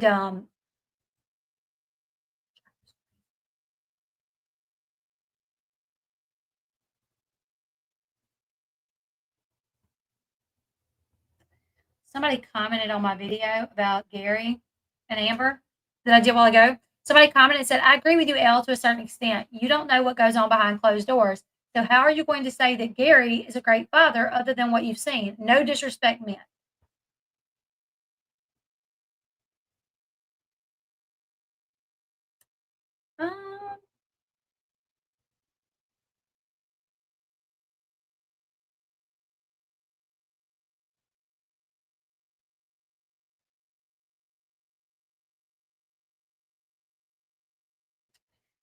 I mean, we've been watching Gary for 15, 17 years. So even though we're only watching him on TV, it's pretty obvious. Leah is a well-rounded, sweet girl. It's obvious. Like if you watch, I mean, the same way we know Amber has not been a good mom. You know what I'm saying? Like, no disrespect to the person that left that comment, but I'm kind of like confused. Like, we don't know what goes on behind closed doors. We don't, but if you are filmed and you're like a bad dad, it's going to end up showing in time. Like David Eason, you know what I'm saying? Like Adam Lynn, like, you know, it shows in time. So it's kind of a crazy, I mean, I guess I get what they're saying. Not really, but everybody got their own opinions. Yeah, I mean, nobody knows 100%, but I think Leah would say something. And she's such a well-rounded, like, girl that, like, I think if he wasn't, we would know by, like, her. All right, going in with this one. You know what I think I'm going to do? Is rather than spreading it all the way down to the bottom, I'm only going to do, like, halfway. That way I don't have to cut off such a large portion of the nail. I'm so smart. I'm so smart. All right. So tomorrow. Yeah, baby. Hold on, guys.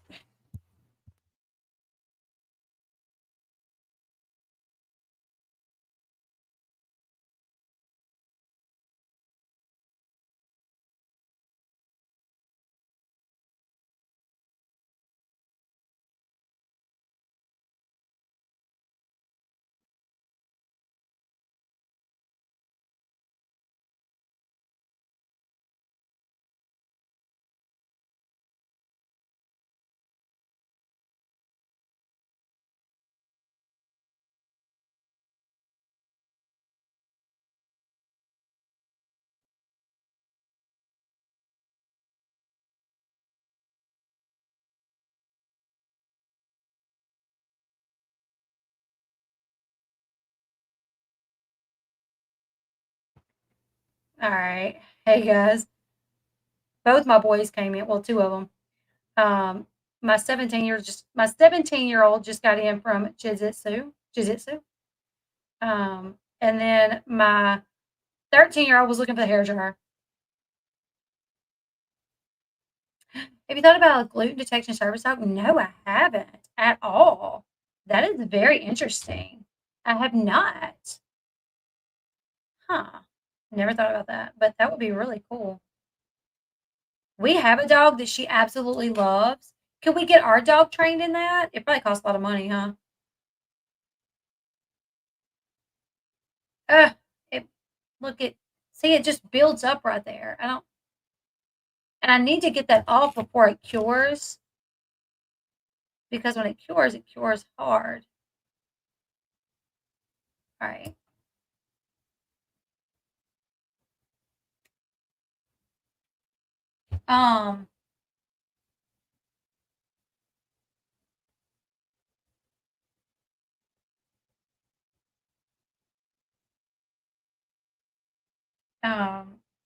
I'm gonna finish my nails, baby.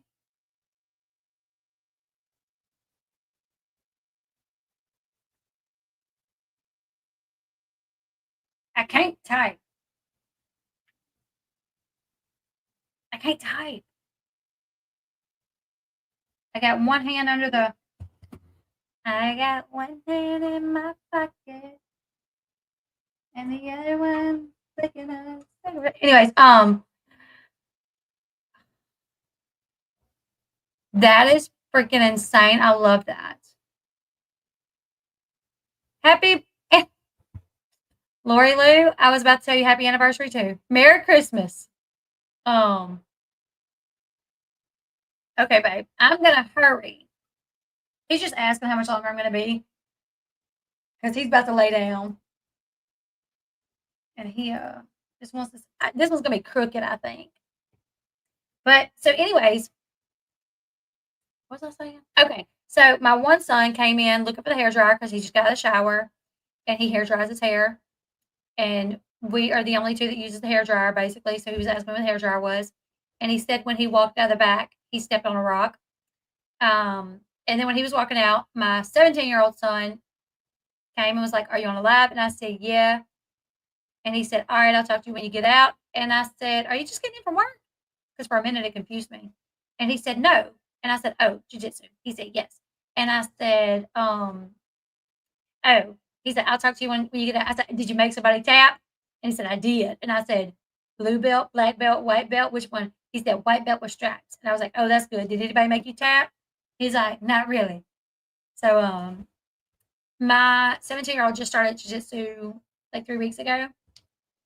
And he works.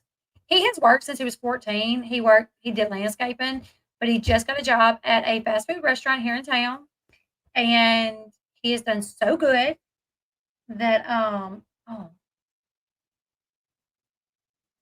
that's okay. He's already gotten pins for like a good job. He's gotten 2 and his manager has gotten 1. Thank you, Shenanigans. Our daughter wants to do not dance, but gymnastics. Kennedy wants to do gymnastics. And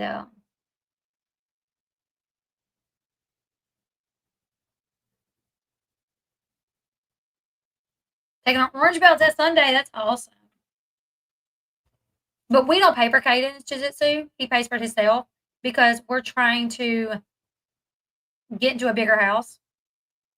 So our hope is either my channel will take off till we get into a bigger house, or Sean has been looking to go back to work. He went to school to be a software developer, so he can develop websites. He can create websites. So he's been applying for jobs because we have 5 kids. Well, we have 6 kids. I just lost one. We have 6 kids, a dog, and I mean, we have a decent sized house, but it's definitely, we need a bigger house. So once we get into something bigger, then we'll put money towards like that kind of stuff. Get a house kit and do it yourself. The Sugars did? Who's the Sugars? I have seen those like those houses that they put together out of like portable buildings almost. Not about that. The Duggars. I'm like, who's the Sugars? I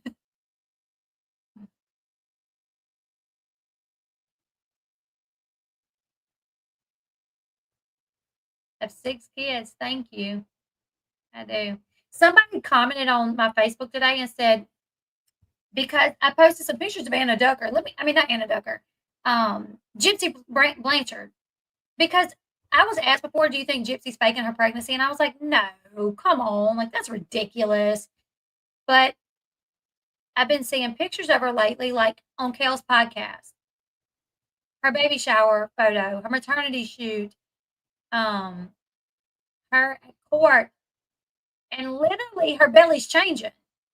It's like big, then 3 weeks later, little, 2 weeks later, big, 2 days later, little. I'm like, maybe it's the clothes, but it looks a little bit more. It looked like so. I posted it and I was like, I've never questioned whether or not she was pregnant. I thought like anybody that did was like a wild conspiracy theorist. That's not too bad. You know, so but after seeing these pictures, I was like, so I just posted them to start the conversation. Like, what do you guys think? Like, I'm starting to question what's going on here. Yeah, I probably will, but I'll just have to find time to read it. So, yes, Kim, 96,000. So, somebody commented basically like, "Oh, you must have never had no kids. You must have never been pregnant. You must not have no kids, or you would know that your belly fluctuates." And I'm like, there was 2 laughing emojis on there, and somebody said, "Elle's been pregnant 7 times," and I'm like, "Yeah." It's just because, yeah, I have been pregnant 7 times, and at no point did my belly fluctuate that much. I get it clothes can make it look different, but in one of them, you're wearing a robe, and you don't look like you have a belly at all. In the robe, where it's tight on you, the robe is tight, you know? And the other one, at Kale's podcast, you're wearing, like, a cardigan that's kinda buttoned up here, so you can see the belly. At, the maternity shoot or at the baby shower, you could see it looked pretty big, and her face is looking slimmer too. So I'm just like, and listen, because at first I was like, come on, really faking a pregnancy? That's crazy. But she did fake a wheelchair for years. She did fake cancer.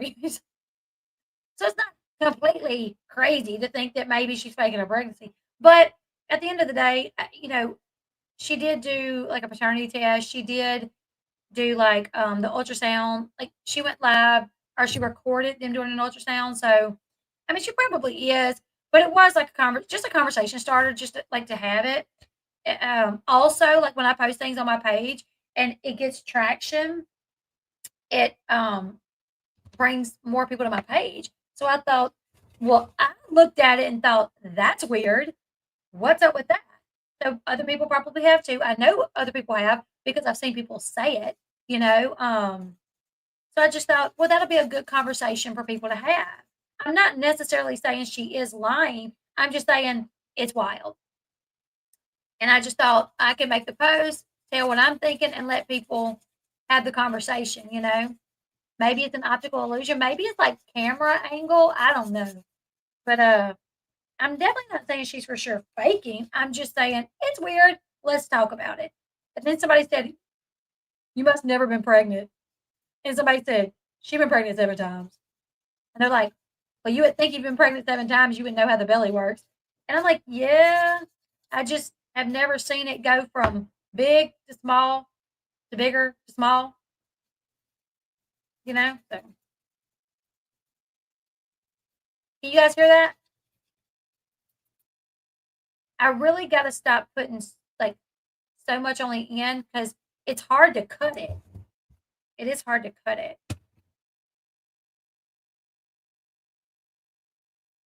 Is that about the same size almost? I'm going to go ahead and. I'm still looking for the camera angle that takes me back to a size 2. I know that's right. I heard her say recently that she hasn't gained much weight and that she's fluctuated recently. Yes, somebody said, well, maybe she's been sick a lot. And I'm like, she literally said on a TikTok live that she's blessed because she hasn't been sick at all. So I think we can rule out getting sick unless it's happened since then.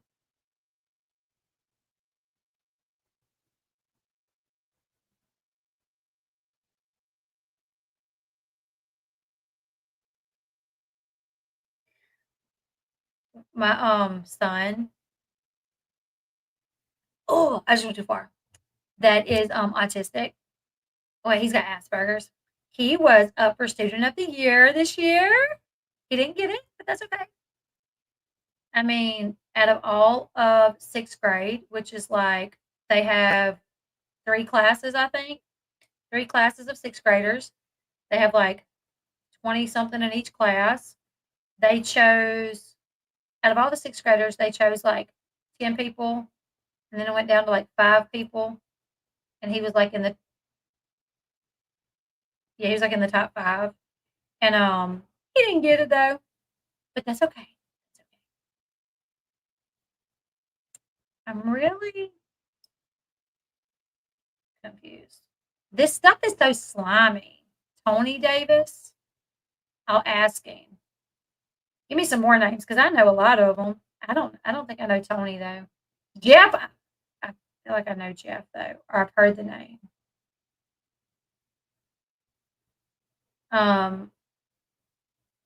So me and Sean met because I was best friends with his cousin, and his cousin was raised by her grandparents, his grandparents, and we both lived in Spanish Lake.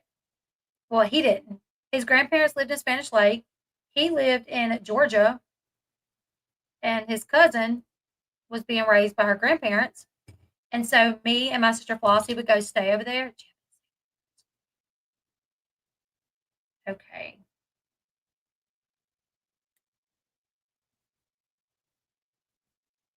I'll ask him.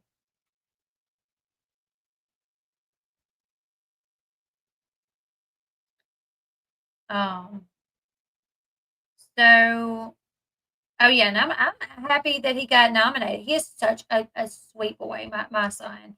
So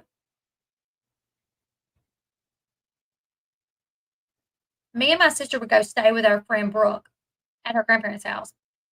Well, Sean and his family would come in for like holidays and stuff like that. It just so happened I was never there when they came in, but my sister was. My sister Flossie was there at times when Sean and his family came in. So the first time that my sister seen him, she was like, "Oh, he's hot." They're like 12 or like 10, 11, I don't know. When she sees Sean, when my sister sees Sean. And so she tells Brooke, like, "Oh, I like your cousin. He's cute." So Brooke gets a picture of Sean, his soccer picture, and gives it to my sister. So I didn't meet Sean until we were adults, but I knew of him, and there was a picture. His soccer picture was in my room from a long time on my in the mirror on the mirror of my dresser because my sister Flossie liked him. Now she was like, 12, whatever. It stayed there for a while, but then when she got her little boyfriend, got rid of the picture. But there was a point when they were older, before I started dating Sean, where she was single and he came in and she thought he was cute, but he asked Brooke about me. He was like, "What's up with Net Net?" And Brooke's like, "Net Net's got a man." And he was like, "Oh, dang." But Flossie went on to marry her man, who was a great guy. They've been together since she was like 20, and they had Abram together, so yeah. It was weird though, knowing that like my sister, FYI, anyone thinking about ordering skim from Kim Kardashian's line, make sure to get one size up because the size usually wear was too small skims. I know FYI, but didn't want it. Okay, let me tell you guys. My daughter wanted like the Skims dupe or whatever off Amazon. So she's for Christmas. So I ordered some, and they were so small that I'm wearing them. This is actually one of them. It's like the bodysuit or whatever. Because she's she's got bigger, she's taller than me, and so I was able to fit into it. But let me tell you guys something. I'm gonna show you guys. Is it dry? No. Okay. Let me back up. If I can show y'all this. It buttons.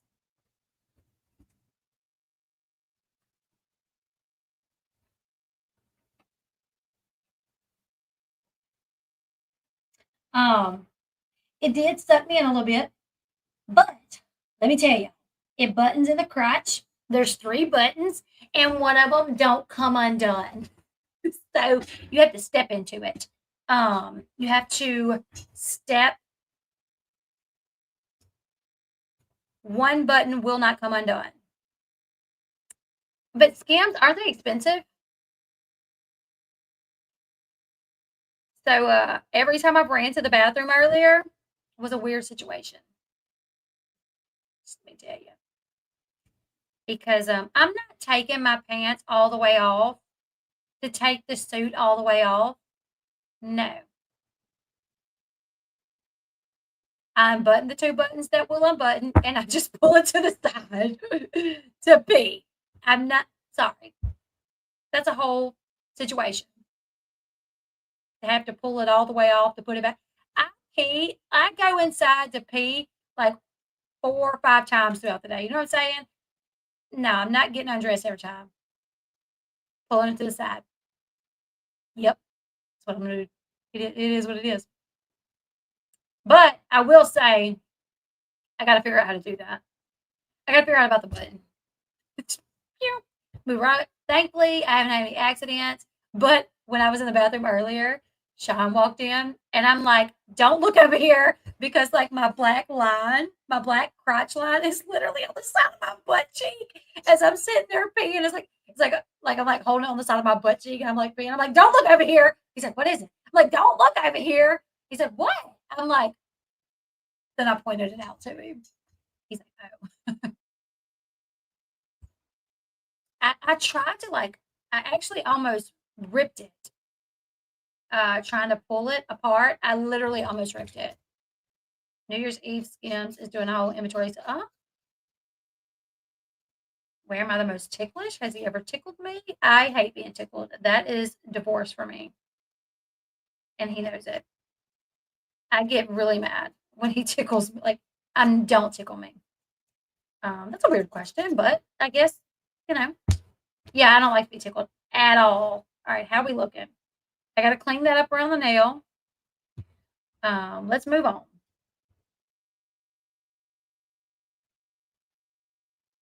Oh, yeah, I'm not letting him in there when I do any pee. Take a bath. Sure. That's about it. That one's kind of big.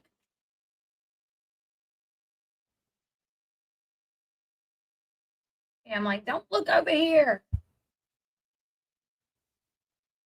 Looks like I'm wearing a thong on my thigh. You know what I'm saying?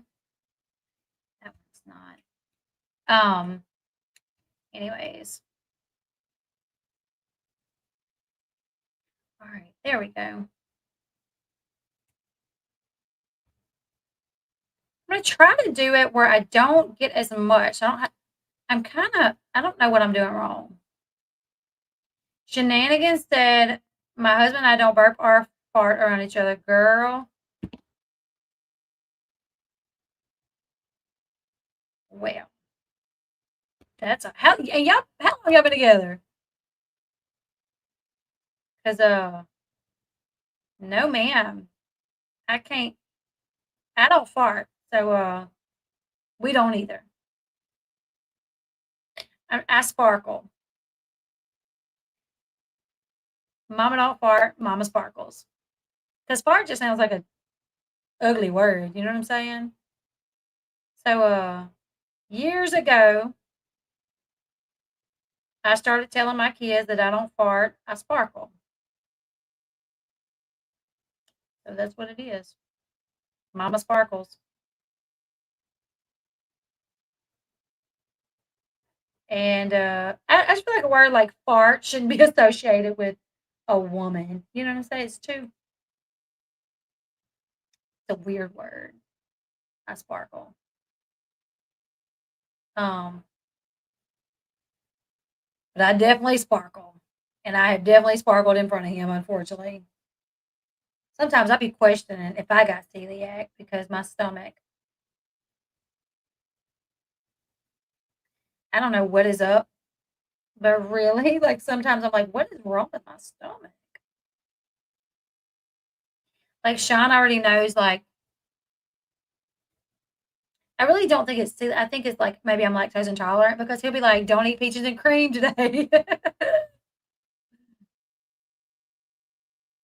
But yeah, mine are very small and cute. What? What is it? Very demure. Even even my sparkles are just. I'm just kidding. That's so wild. Anybody ever think they'd be sitting on a YouTube video on a live stream talking to a creator, listening to her talk about sparkling? Nope, me neither. But you know, we're all people. We all do it. We all sparkle. So it is what it is. But we definitely do it in front of each other. It's just, I mean, we've been together, 16 years. I can't help it. He tried to convince me that I used the bathroom with myself when I had one of our kids, and I'm like, no, I didn't. Because I told my doctor, like, if I do, I want to know.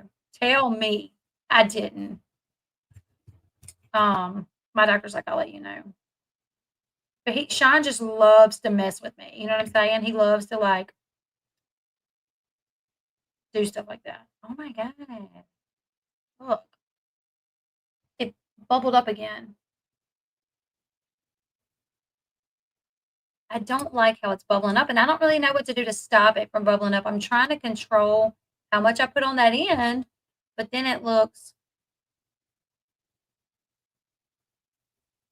I don't know. Your doctor will not tell you. Oh, I asked my doctor. I'm like, I want to know if I do.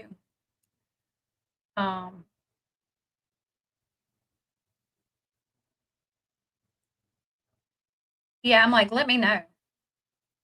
I don't care.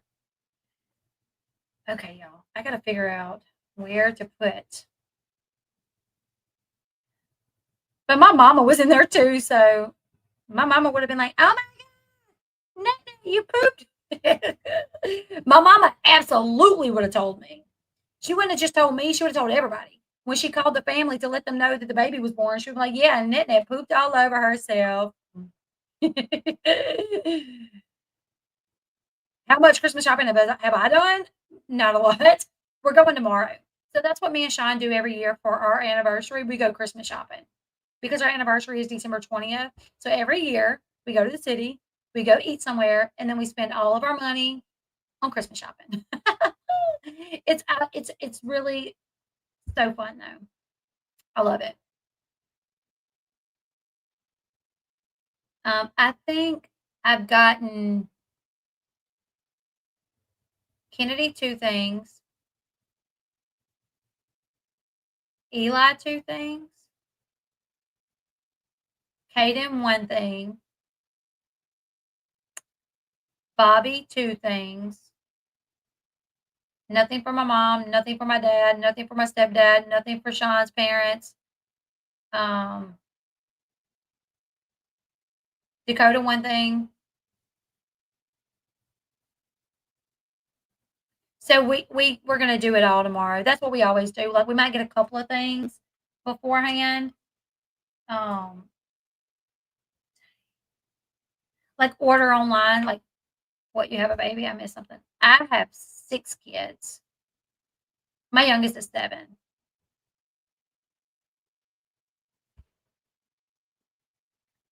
So yeah.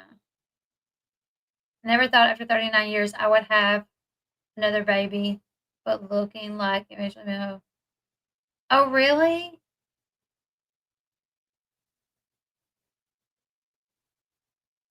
No, I'm not having a baby.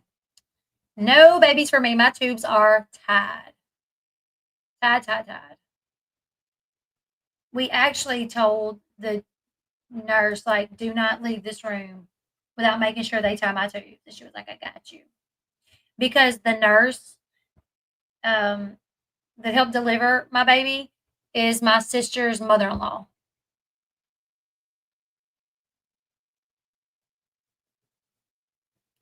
We June 8th. See, we don't buy for like sisters and nieces or nephews. We just buy for our parents and our kids.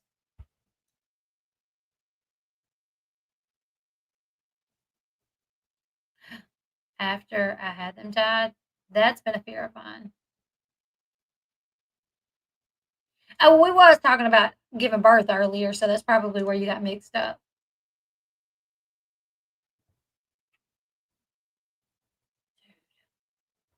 I'm doing something. Let me see if I can get this pulled down. Right now we have temper because but nothing changed. She hasn't seen that baby. That's crazy, Colby. But you know what? God may have known that y'all were the best thing for that baby. My 5th baby. Oh, I know how you feel. That's what we said. Because I tried to get my tubes tied after my 2nd one. My doctor said no. No, you're too young. You're too young. After my 3rd, oh no. Literally, my doctor one time was like, oh, I have to leave a scar on you. You don't want a scar. I'm like, I don't care. Put a scar. I don't care. Because ironically enough, this is crazy. You guys probably don't believe me. I didn't get stretch marks. Like with my pregnancies, I didn't really get stretch marks. I got like 2. Literally, like 2 stretch marks. So my doctor was like, oh, you don't want to get it have to be a scar. Now looking back, I'm like, but it didn't. If you did it when I was giving birth, did it have to do a I know, right? Drawn sparks, childbirth. I know, right? It really is. I was definitely blessed with no stretch marks because my sister was like allergic to it and broke out in like crazy stretch marks.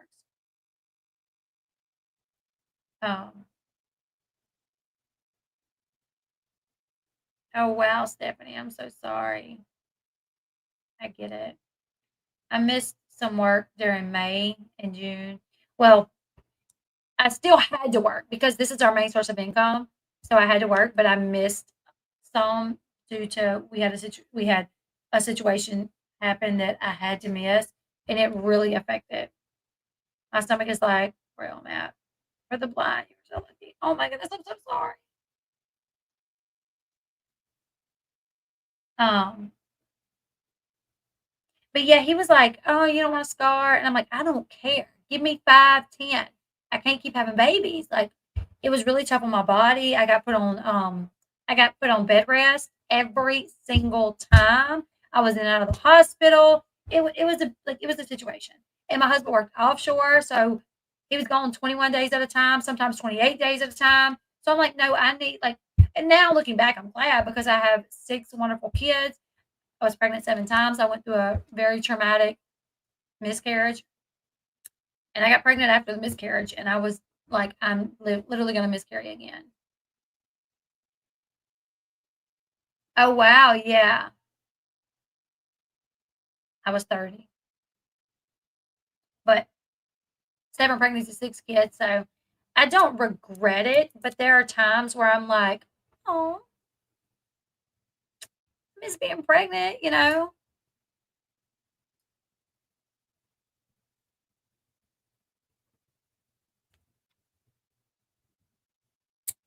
Hey, Ashley. Never got the notification? Oh, I'm telling you guys, YouTube hates me. That honestly, I'm going to be honest with you guys.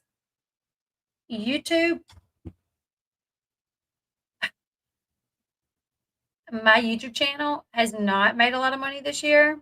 The past few months, like due to like in May and June and July, like everything that was going on in my family that where I did.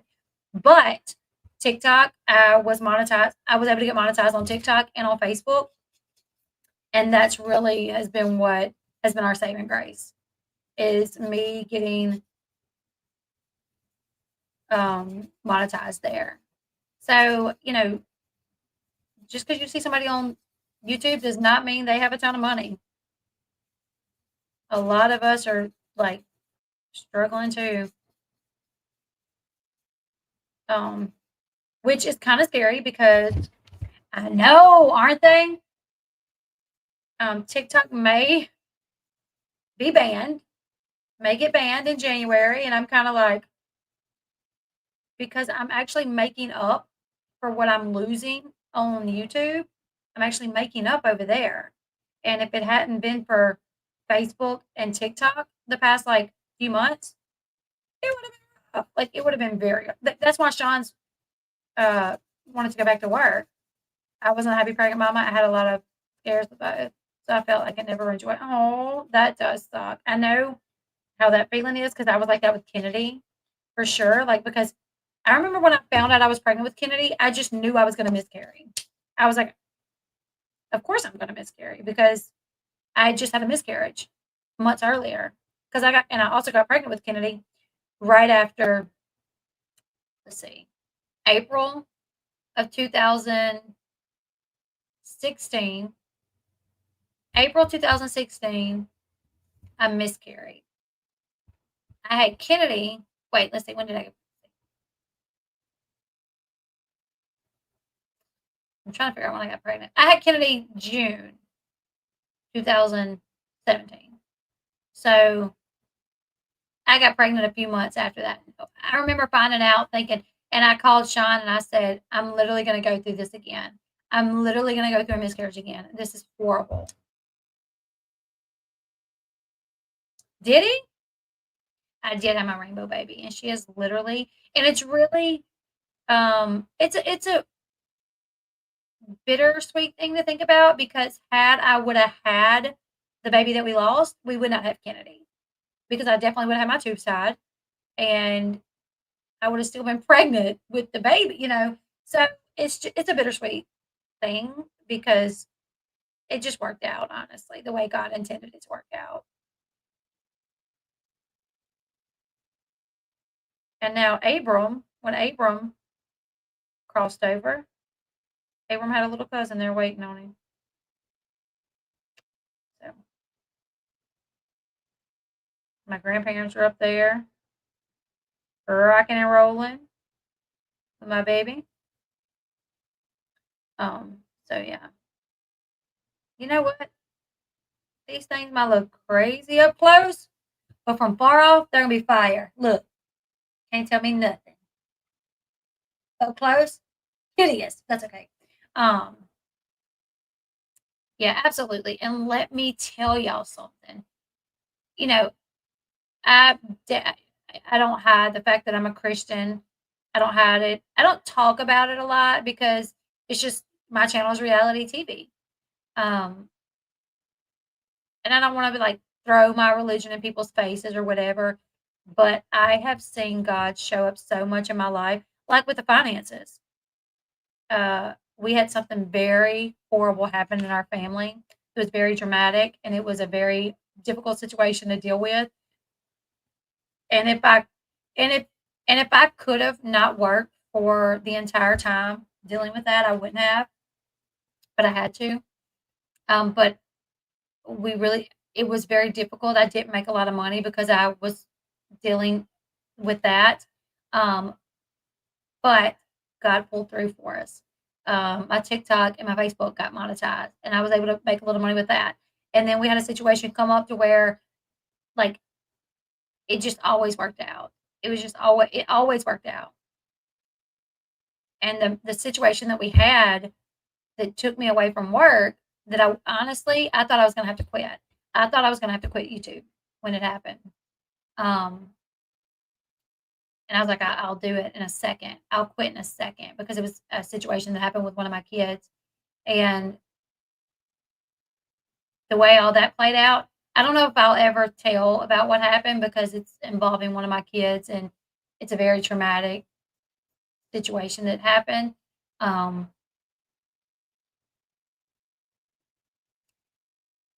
if I ever do get to tell and talk about it, and I can explain how I can tell you this, my child should have died. For sure. 1,000%. In this one particular situation, there could have been multiple instances in this one situation where she should have died. And she didn't. And it was just nothing other than God. Oh God, it's definitely not. It's definitely not what people think it is. It's hard work and sometimes underpaid. And you see these other creators that they do things the horrible way. They lie, they exaggerate the truth, they attack people, and they're over there, making $30,000 a month, and it's just like, you know, yeah. um, but yeah, so I've seen God move so much in my life where I'm like, there's no way I could deny it. But yeah, and that's why even if they take TikTok, it'll be all right. I know it'll be all right. Oh yeah, allegedly 1,000%. When it's your kid, man, it's a whole different situation. Originally, treatments couldn't get me pregnant. I stopped after a few rounds. Gave it to God by my see. Praise God. See, Stephanie. Absolutely, Mary. I think so too. I'm 12 years post mastectomy. Wow, 12 years. Thank you, Bree.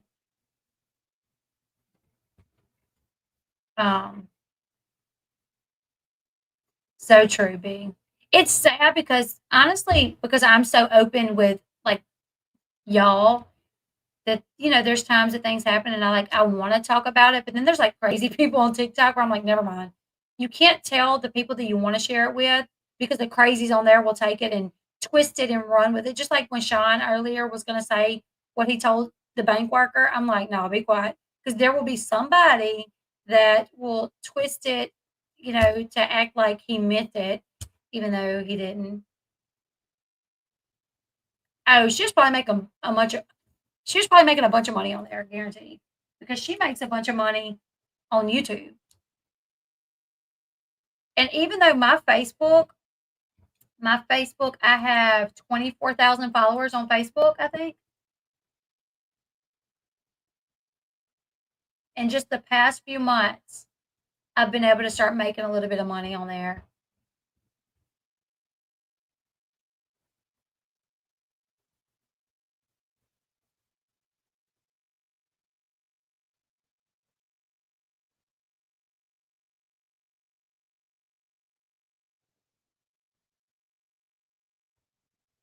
Anyways,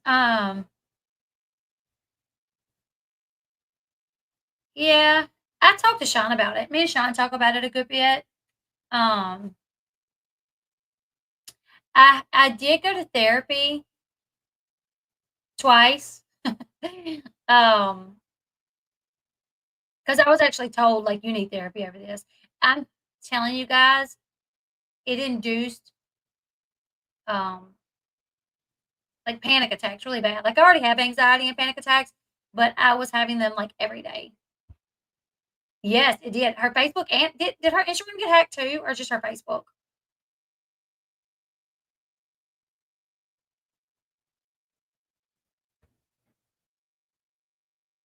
Um,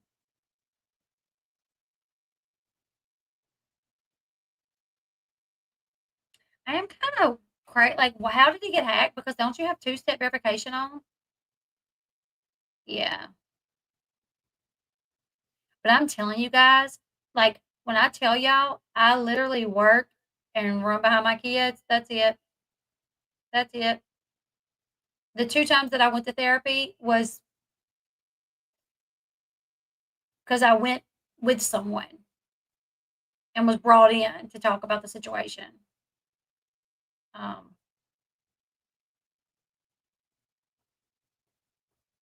but even the therapist was like, "You need therapy over this. Like, you need to be seen. Like, you need to talk. You need to be going to therapy." I'm like, "Dude, I don't have time." My best friend was not expected to live 24 hours post surgery. We were told the same thing 2 more times, but lived 3 weeks. She passed away the day after my. Oh wow, wow.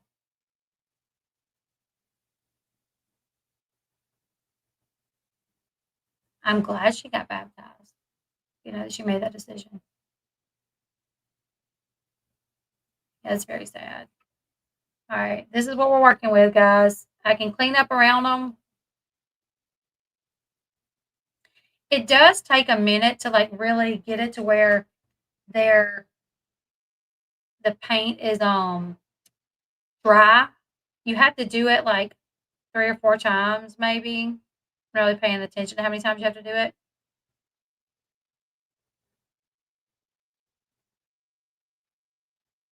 So true. So true. We have this thing in our church where you can take this quiz type situation almost, and you take this like, and it can tell like what you would be good at within the church. Like if you would be good at like working the daycare or doing a Bible study or maybe doing the music or maybe singing the music or welcoming people in or so me and Sean did it or whatever, and one of the things that it said that we would be good at was the like the prison ministry, and we really do want to do that. We want to do like, which we have a prison here, we have a jail. So we've actually talked to our preacher about trying to get that because our church don't have it. So they had talked to like the sheriff at some point about doing it, and then we got a new sheriff or whatever, and it didn't go anywhere. So, but we want to try to get it where we can do that.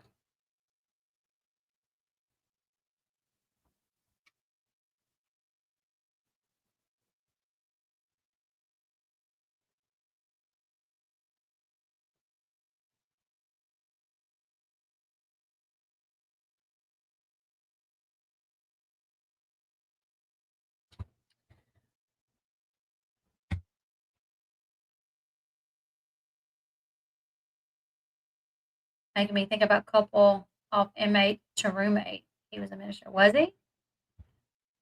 But yeah, that would be cool. I mean, honestly, if we went to the facility here, I probably know some of the people. But that's fine. Yeah, I think prison ministry is really cool. And honestly, I would love for us to do it. I think it would be awesome. But yeah, that's what our little quiz said that we would be good at. All right, we're going in on the ring finger, guys. My brother does meeting at church. It's changed his life. He's so grateful for that. Oh, that's awesome. I love that. You just never know how you could change someone's life, you know? You really don't know. This stuff is kind of sticky, honestly. All right, I'm going to try not to put so much at the top because I keep somehow it keeps coming out the back. So I'm going to try to make this the pretty one, the prettiest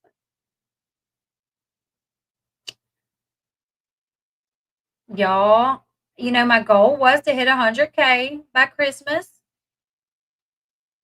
We didn't, but that's okay. We got 96K, so better than 95K. And I really think it'll happen. I just need one big story, like something big. If I had like one big story, I could probably, well, I don't know. Maybe not, because YouTube doesn't really promote me the way it promotes other people. Like when Kate, when that other girl got the Amber Portwood story from you know who. But anyways, we're not gonna. I guess it was meant to be her time. But when she got that story, literally she went from like 10,000 subs, like 50,000 subs in like 2 days. And I keep thinking that'll happen to me one day. I'll get a big interview from somebody. Did Amber say why she can't see Leah, or is it Leah that doesn't? She didn't say, but she made it seem like it was, go do it, Ashley. She made it seem like it was Gary that was like not allowing it, but I just don't feel like it's Gary. I mean, yeah, but that one creator got literally that one big story, and it popped off her YouTube channel, and it was life changing. She went from making $3,000-$4,000 a month to 10, 13, 15, 20, and just continuing to grow. And I've had big stories like where I thought that was going to happen. Like, oh, I'm interviewing Sugar Bear. Like, this is going to be the story. And then, oh, it was a good interview, but Sugar Bear was kind of hard to understand. So I had to like do closed captioning. And the first interview of Sugar Bear did get a lot of views, but it was so hard to understand. Like the second, third interview didn't get as many. But I feel like I've had those good videos where I'm like, this should be the one. This is a solid story, like that nobody else has. Like,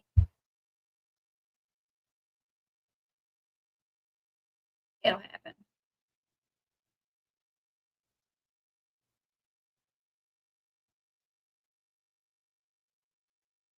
I was hoping the 90-Day Fiance when I got, because the private detective said that he was going to come on and do my channel, which he ended up not being able to because he got subpoenaed in Michael and Angela's divorce. So no, he can't.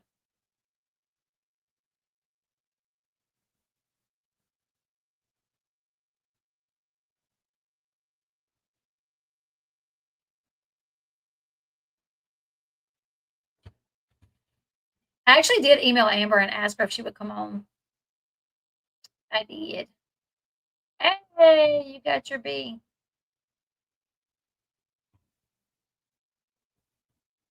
That's true too. I had Amber on and it did okay.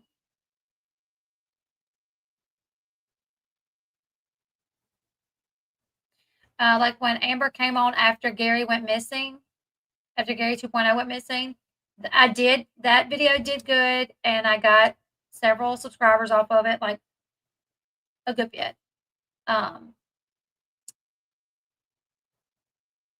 Yep. Thank you, Christine. Thank you so much. Yeah, this has been a true, because let me tell you guys, there's been times where I'm like, it's never going to happen. I'm going to quit. Which I would never quit unless like I had to. Yeah. Yeah, I think so, Mary. Hey, Roddy.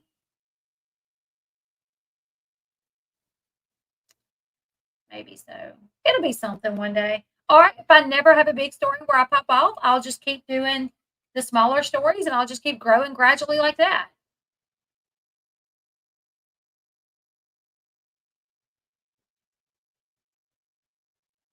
Cover the Housewives of Karen. That video was crazy. I don't know what you're talking about. I'll have to look into that.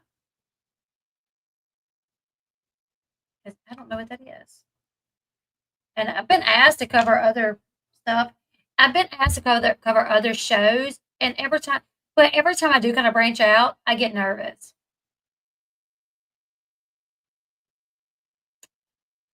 That would be awesome. Could you imagine if Jace came on my channel? Janelle would flip, which I would never have him on my channel until he got older, Amber knows who I am, because I've talked to her in the past before. So when that situation went down with the Amber and Andrew, I talked to her during that time. And then her ex, Matt Beyer, came on my channel. And he was on my channel one time. And Amber went live. I know, right, Ashley? Thank you so much for the super chat. All you need is one Johnny Yates Peyton Brown interview code. I know, right? That was a freaking interview, man. That was an interview.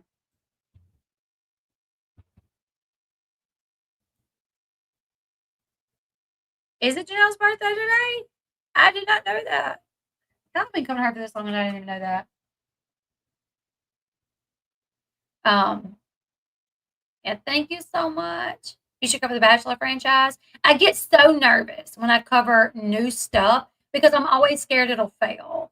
Like, I'm like, I know my people like Amber stuff, Janelle stuff, Mama June and Pumpkin stuff. I'm so scared to like cover anything else. Like, what if I do and it doesn't take off, like, or it doesn't do good, or I don't get, and I got the body language.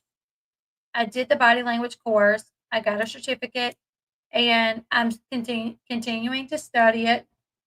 There's more courses that I want to take that you can get like more certifications. And like I did the Puff Daddy video. Finally got live again. Was here when you started in the bathroom closet.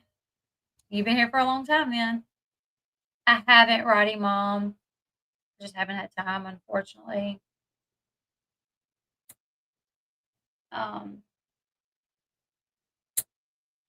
What was I saying, girls?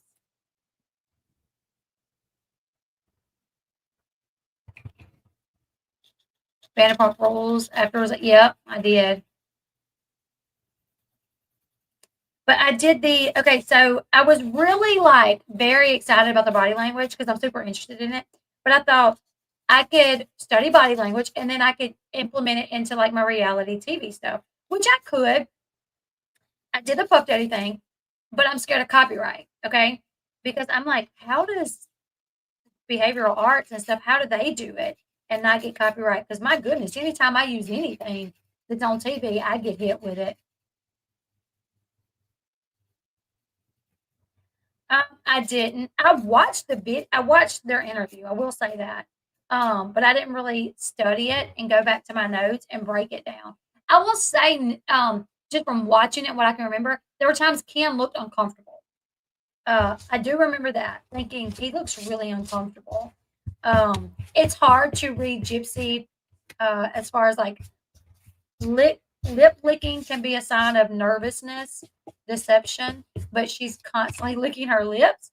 So, that's kind of off the table for Gypsy.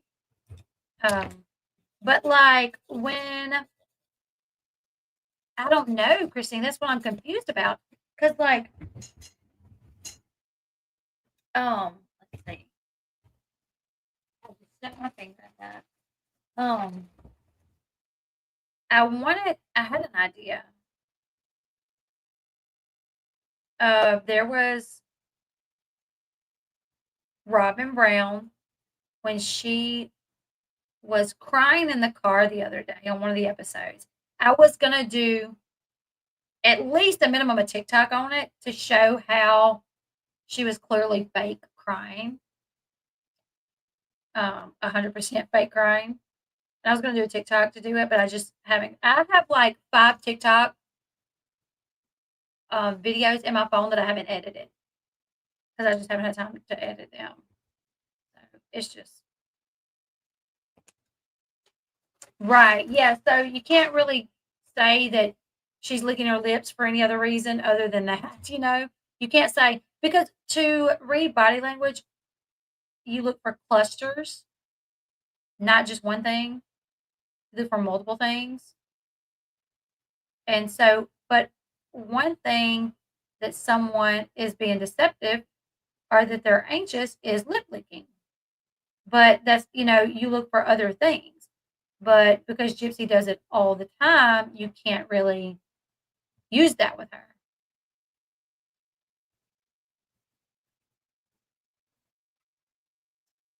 I would love body language reads. Only one of their channel with it. Some same for love.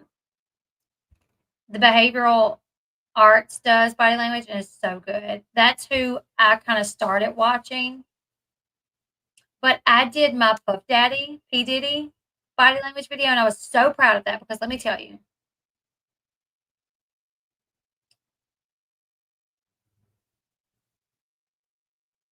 Arkansas is beautiful.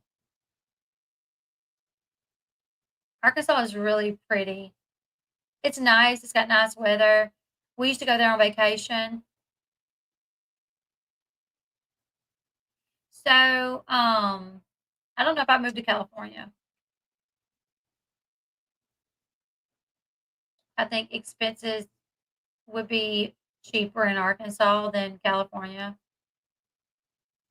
But I did when P. Diddy did his apology, I was like, I got to do a body language video on that. And I was pretty sure the behavioral arts would do one. So I was like, I got to get mine up before his.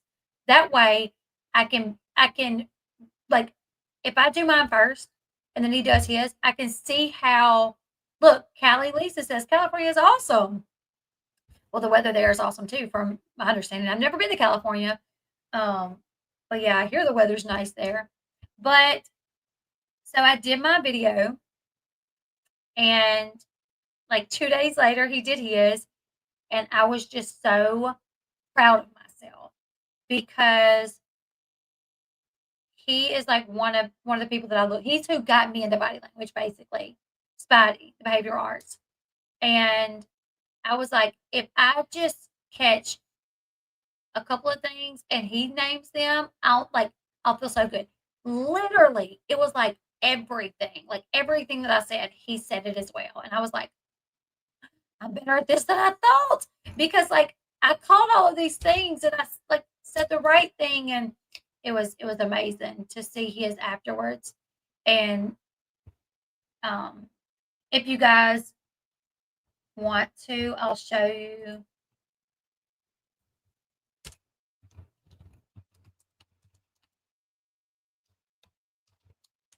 And you can watch them sometimes when you want to.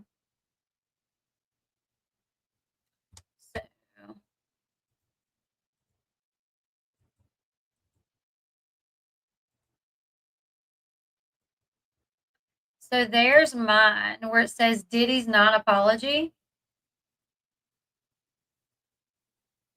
It got 3,000 views. And I really thought a Diddy body language video for his apology, I really thought that would do good. But it's so outside of what I normally do, right? So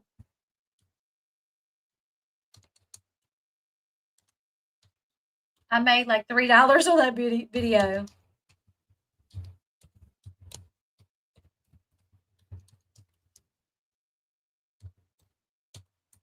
And then Diddy's, let's see. He did his after mine, like a day or two or whatever. Nobody noticed this. The scary truth about Diddy's apology. His was 27 minutes long. I don't remember how long mine was.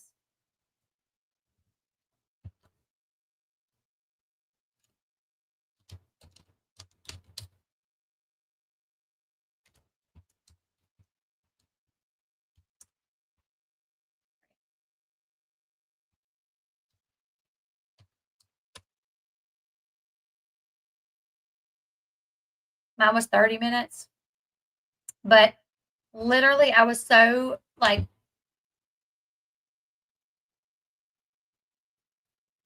I was like, dang, I did good on that one. I was so proud of myself. But yeah, sometimes I'll do a video and I'm like, oh, this is going to be a good one, and then it doesn't get the views, and I'm like, I'm going to tell you the truth though, guys. I really just feel like YouTube don't promote me. I don't feel like I feel like my content is good. I just feel like they don't promote me, really. Thank you. I know I do live streams and I know I can ramble sometimes, but I feel like for the most part, like, I just don't think they promote me enough, really, like they do other creators. But it'll get there. I know it will. It'll get there. I feel like I'm complaining way too much on this. Do you think once you hit, that's what Sean seems to think. Sean seems to think once I hit 100K, then I'll start getting promoted a lot more. That would be nice, though. 5 years. Been doing this 5 years, but like Emily Baker. Emily Baker had been on YouTube for like 5 years before she took off. She was like at like 10K for like a while when she started covering the Tati Westbrook and the KJ lawsuit, and then she took off, So I've seen people be on it for, I mean, even now you can find accounts that, oh, I mean, here's the thing. We want to buy a house, but right now the market is like, we're hoping like, we're going to put some money up. We're looking, but not like seriously looking right now because it's just, everything's just so high right now. Sean's parents are selling their home, and oh my gosh, I would love if we could buy their home because it's in this neighborhood. It's right behind us. It's big enough for our family. But with 6 kids, it's very hard with, doctor bills and this happening and that happening. And, you want to make sure you can give them decent things too. My kids play sports, I'll be honest here. I love you because you don't step down for being a Christian, and that's probably has something to do. Oh, thank you, Megan. Thank you. Yes, she really blew up during the Debt Be Her trial. She did. Thank you, Megan. I do appreciate that. And that was something else that I thought about too. Like if I become certified in body language, if there's another big trial that's televised, I could cover it, So I also thought that as well. But yeah, Sean's parents, they're selling their house, and it is literally my dream home. My dream home. It is so beautiful, and it would be enough space for us. It's in the neighborhood, so we would literally just move right behind us, Hey, honey badger. Hey, hey, hey. 11 years. That's awesome. Because in this day and age, you just don't see that much. You just don't see marriages last.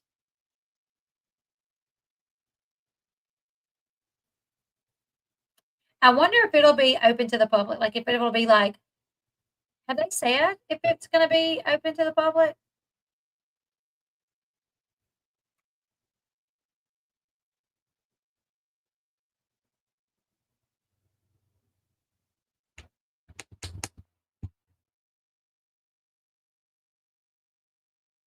I'm going to work on this last pinky. I mean, it's not that bad. I got to clean up around these. I'm going to get better. Oh. Yeah. That's true. You don't. It's nothing but what I call broken family status. It seems to be always the older generation seems to still have the morals and values that you should have. Yeah. Married 9, on each other for 15. That's awesome. 16 tomorrow. EBD says she is covering it, so I assume. She might just mean like the documents if it's not going to be open. But yeah, if there is another big trial like that, then I could definitely do body language, which would be cool. Wow. Holly gives us, they got married at 18, been married 24 years. Awesome. Congratulations. How many kids? Congratulations.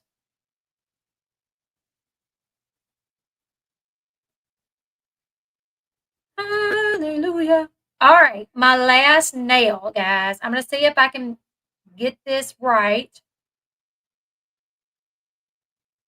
That it literally, there's been so many times where, we've wanted to give up, but we're like, no, we're not going to. Because most of the time we get over our madness. Me and Sean came into our marriage with traumas of our own that we didn't even know we had that made us be a certain way. I was blocked off. I can tell you that. I had such a wall up and I did not even know it. Did not even know it. He ended up kind of pointing it out later, and I'm like, I never really noticed that. But it came from my childhood and things that I went through and things that I saw my mom go through, or,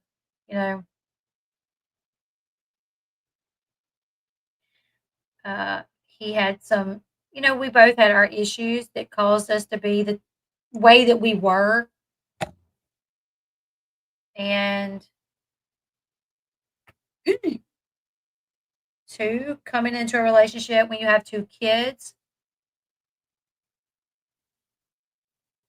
I didn't see that.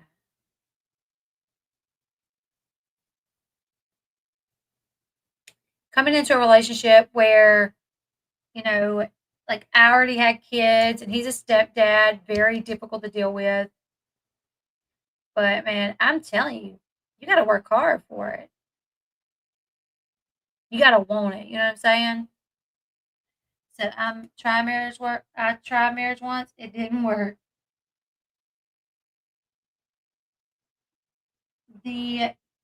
What I've seen, because like I said, I have 2 older kids by my ex. We were never married, but we were high school sweethearts. And he's never been the type of dad that they deserve. And I've seen how that's affected them, especially my daughter. I have a soon to be 20-year-old, and she, daddy issues is real.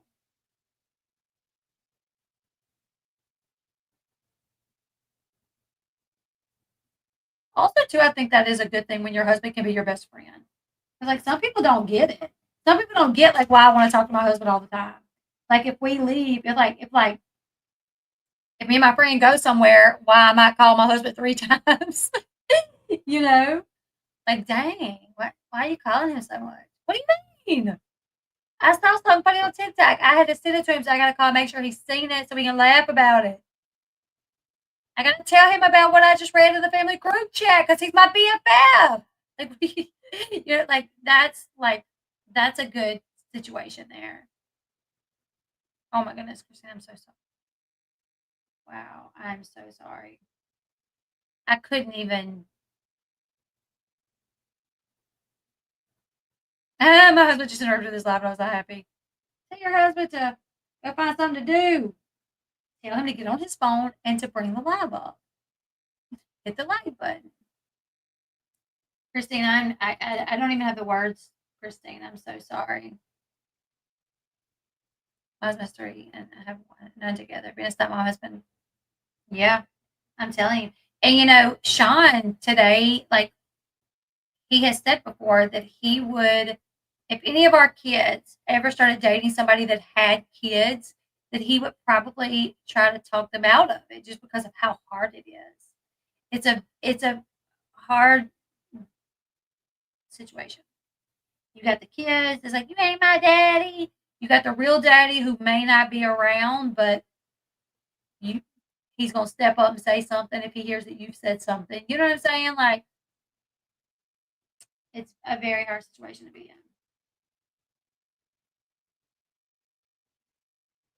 Same, Colby. I don't know.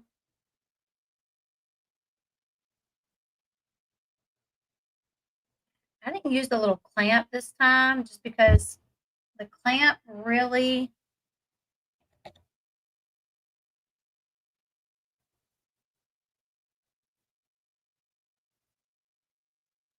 I don't know about the right. Second marriage with kids isn't for the weak for sure. Yeah. Is there any men in the chat? I don't know. Every once in a while we'll have men. Like I sent a blog. Can't even. Man, I'm so sorry. How long has it been, Christine?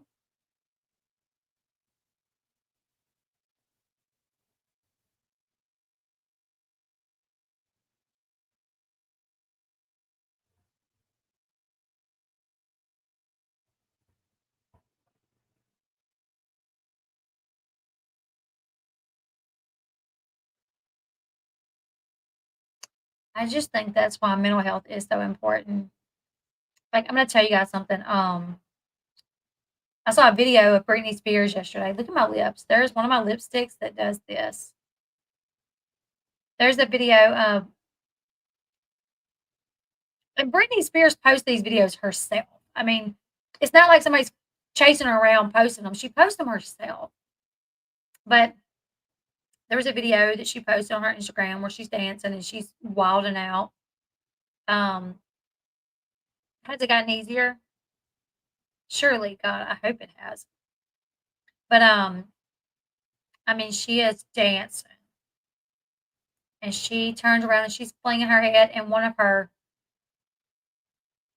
she slings one of her extensions, just slam out. You see it fly across the room. And I contemplated posting a little clip, Britney Spears dancing so hard her hair flies off. But then I was like, I'm not going to. If she didn't have like mental health issues, like I might would. Just because if normal me, like if I was dancing and I did that and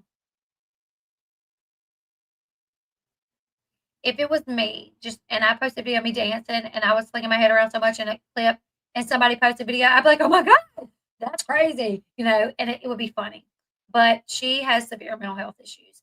And it's sad. It's very sad. Because she'll never be the same. Did you see what the brother's girlfriend is claiming? I'm not. Brittany's brother's girlfriend? Did you? No.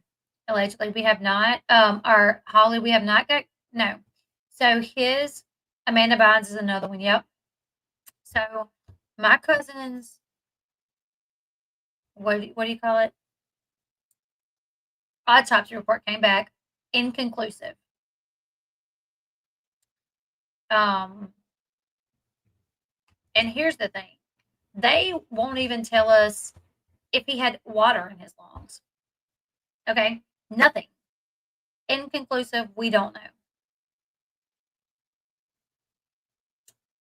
My aunt has talked about like hiring a private investigator and things like that. But she's also just like so just like emotionally drained from the whole situation because the police did not help at all. The police did not help. So I don't know how to clean these. Like this stuff is pretty sticky, and I don't know how to clean the brushes. Does anybody know what to use to clean all this stuff off? So listen, he was found in a river. He called his mom several times in a row, left a voicemail of him yelling what sounded like help. I played it I played it for you guys where y'all could hear. It sounded like he was probably yelling help. I found this out later on that they never even listened to the voicemail. The cops never even listened to the voicemail. That when she tried to tell them, like, hey, he left me a voicemail. It sounds like he's yelling for help. They never even listened to it. Never even listened to it to see. They didn't get it to like remove audio to see if they could hear anybody in the background. Nope. Ain't there? So no, we don't know. But he had, he'd struggled with addiction. He had, been to jail. He had a rough life. He had mental health issues too. So he did have mental health issues. So to them, he just looked like, a recovering addict. Which honestly, they didn't even think recovering addict. What they first said was, oh, he probably relapsed and he probably doesn't want to be found. I remember when I talked to the cops up there, I went up there and I had pictures and the flyer and was showing the cops, and they said, he probably doesn't want to be found because he's probably relapsed and he's probably embarrassed to tell y'all. And I said, he calls his mom every day. When he was in jail, when he was high, like he's always called his mom. Like he's always every day. Like, no, he's not the type of person that's going to relapse and say, I can't call home. Not at all. Not at all. He was the type of person that he called his mom every day. So, yeah, it was pretty offensive. They really did not care. And it's a very sad situation. It's because people, people like him, they never get any justice. And we'll probably never find out what happened to him unless somehow somebody talks or, my aunt does get to the point to where she can hire somebody. It's very sad. But he didn't end up in the river. He didn't stumble into the river. He could swim too. So, I mean,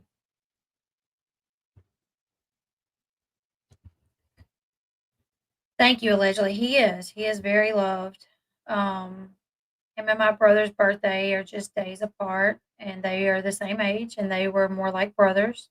He lived with us when we were growing up for some time because his trouble started when he was younger, and his mom had him come live with us for a little while, and he was fine with us.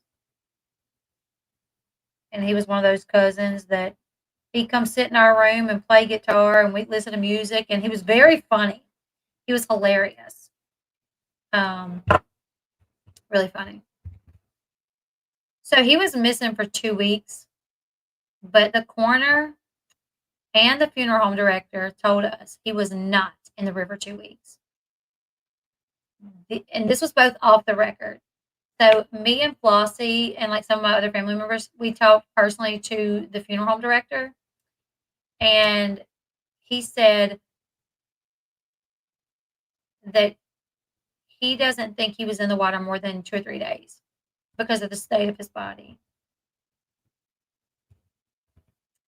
And so a few weeks before that, a man and his 2 kids, their boat flipped over in the same river, and they were missing. And they were found within a couple of days. And the little boy, like half his leg was like eaten off by fish and stuff, like body, like they had been eaten, like, but he hadn't.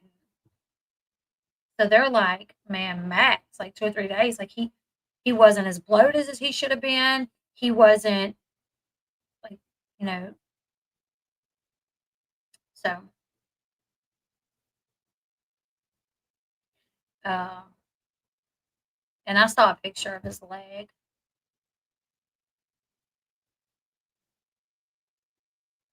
And the guy told us, he was like, the bodies of the man and his kids that was pulled out was way worse shape than your cousin. So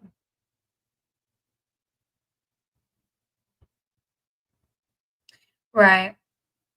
Did they not do a full autopsy, just a toxicology? No, they did a full autopsy. Came back inconclusive. Which I'm getting this info from my mom. And she said, like, that my aunt still don't know. That they said it was inconclusive, that they hadn't told if there was water in his lungs. I don't know if they, like, sent off for more testing and we're still waiting on it. I would feel like we would know by now. It's been almost a year. This February will be a year. Absolutely. Holly, absolutely. I mean, it's just, we begged them to ping his phone. We begged them, ping his phone, ping his phone, ping his phone. No. His phone was in his pocket. In the water. His phone was sent off to, they were going to try to get into it, but I haven't heard if anything has happened with that. Right. Me and my mom talked about it. Well, my aunt, his mom is, it's a struggle because after that, her brother-in-law passed away, and she's super close to her brother-in-law. She's gotten sick a lot. She's been in and out of the hospital, but me and my mom think, because if they say that water was or wasn't, how does it make them look? They're trying to paint it off as he got high and stumbled off into the water. Something like that.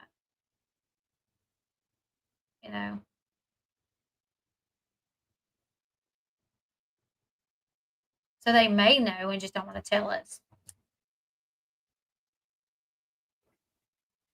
Scare me. When I kind of shake over here, it sounds like somebody's tapping. It scared me for a minute.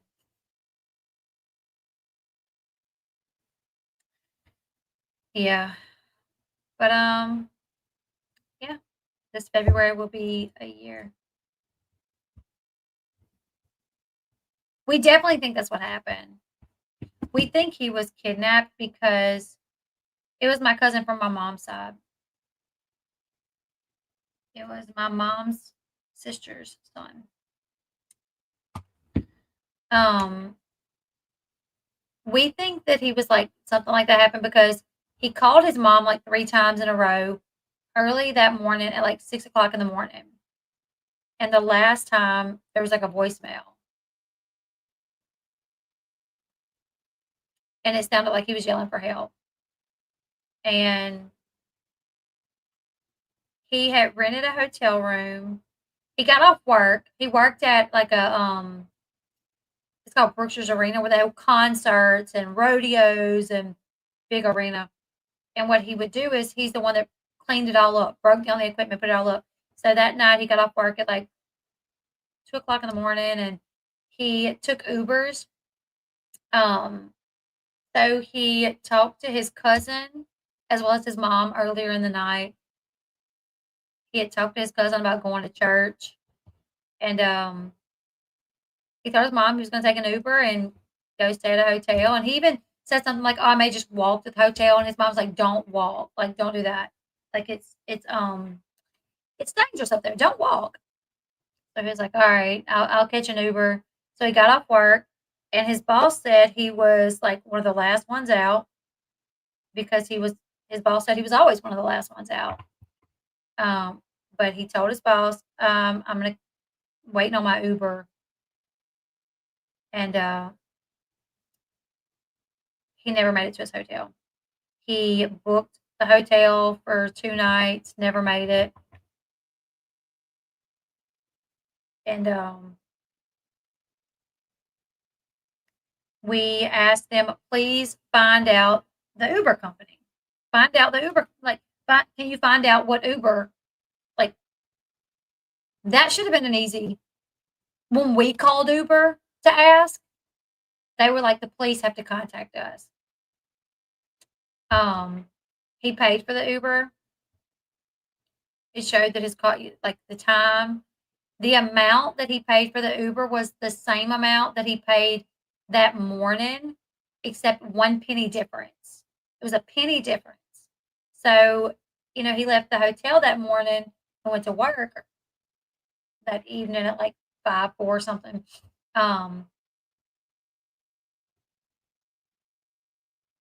So he had money in his account.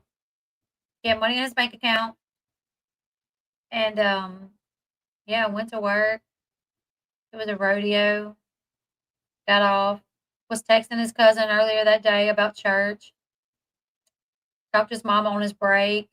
Said he's going to get an Uber to go back to the hotel. Said, I might just walk. She said, don't do that. He got off work. One of the last ones coming out. Told his boss he's waiting on his Uber. We saw where he paid for the Uber.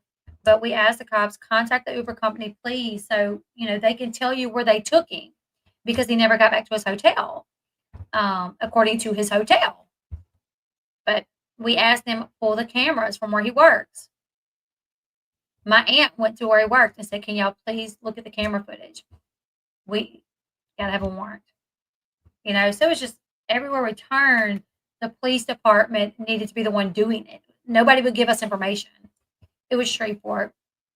He worked at the grocery Bossier Arena. Oh, she's talked about it before. She has said, like, I should sue them.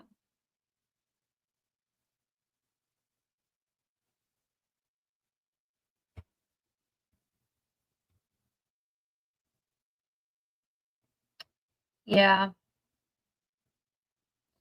So, it's just a very sad situation. He turned 40 in March. He turned 40 in March. He was 39. young, was doing good, working. I mean, it's a very sad situation. You never know what's going to happen with life. All right, guys, let me see. Still kind of wet.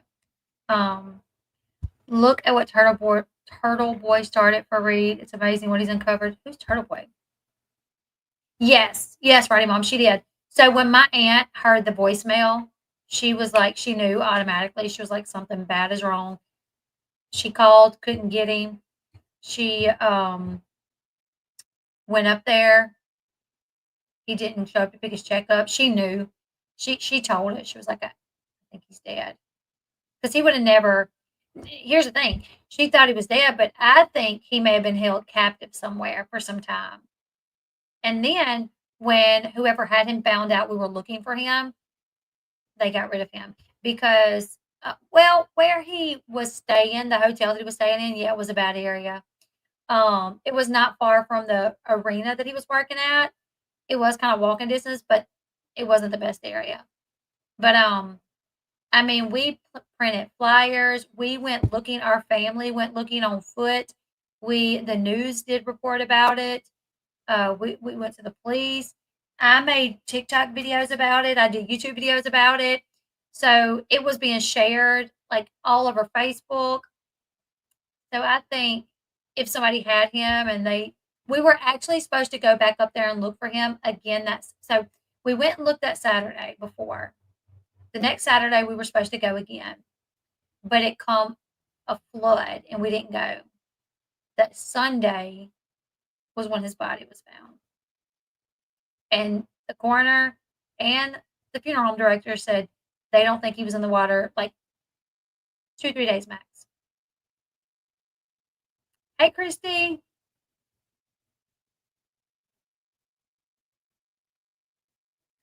So yeah.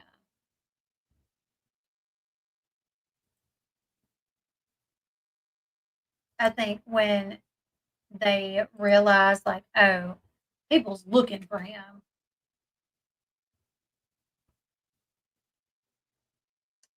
Nobody would show us video footage. It was insane. Because I'm like, dude, if I own a business, if somebody come to me and said somebody was missing, they worked here, can we look at, I would be like, absolutely. Let's get back here. Let's watch it. I mean, why not? You know? It's wild. I mean, the police departments I've sued them before.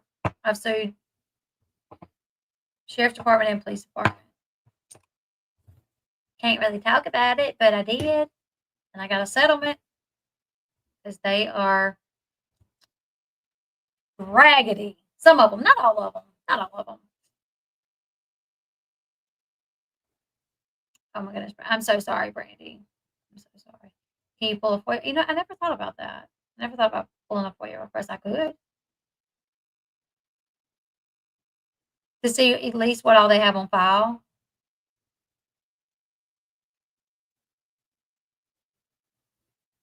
I've never thought about that. It was sidewalk chalk. That was charged with cocaine. I remember my lawyer saying, you would look like the type of person that would do cocaine, not crack. And I'm like, he said the richer people do cocaine and crack is like a poor man drug. And I'm like, well, I'm poor. I'm glad I don't look poor though. I remember my lawyer saying that, like, oh yeah, you they would want to accuse you of doing cocaine, not crack. And I'm like, it's chalk. But yeah. Anyways, you guys, I gotta go ahead and get off. It's 11 o'clock. Me and Sean's going on our date tomorrow. I'm so excited. I don't know where we're gonna go eat yet, but Ashley said I was charged with possession of cocaine, but I was possessing the cocaine. I was not. But at least you admit it, you know what I'm saying?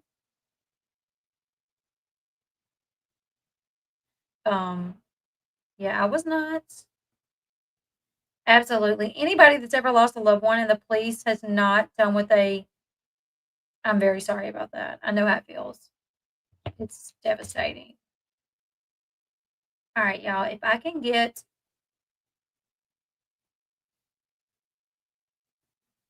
I pay my dues to society, that's awesome. Mine was Slim Fast. Shut up. What did they think it was? I mean, I've never, if you look through, if you like Google like roadside drug test.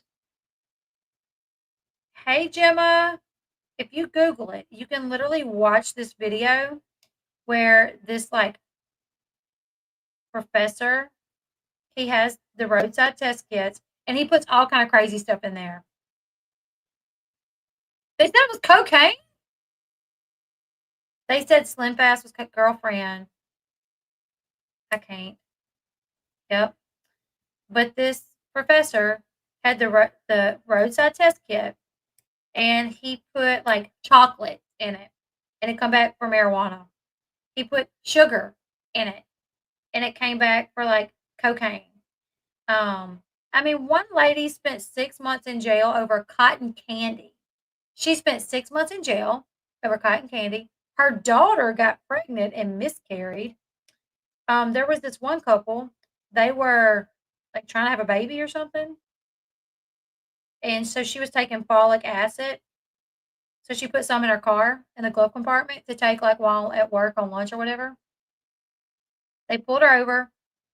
She has like 20 folic acid pills, and I should do that. I should wear 2 shoes, see if he notices. I might do like a little TikTok live tomorrow. I don't know. But she has like a Ziploc bag with like 20 folic acid tablets in it. They tell her it's ecstasy. They test it with a test kit. Test positive for ecstasy. Her and her husband get arrested. They were not citizens of the United States, but they go to jail. He was actually due to have his citizenship swearing in. He was in jail though, couldn't get out, didn't have the money. They lost their job, lost their house. Come to find out, he missed his swearing in to be a citizen or whatever it is that happens. And when the test results come back, they get released, but they've lost everything. There was this one guy, he was a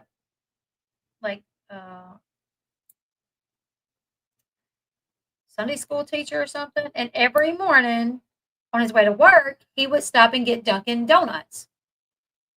And well, some of the glaze had fallen off the donut and was down on his seat, whatever, you know. Well,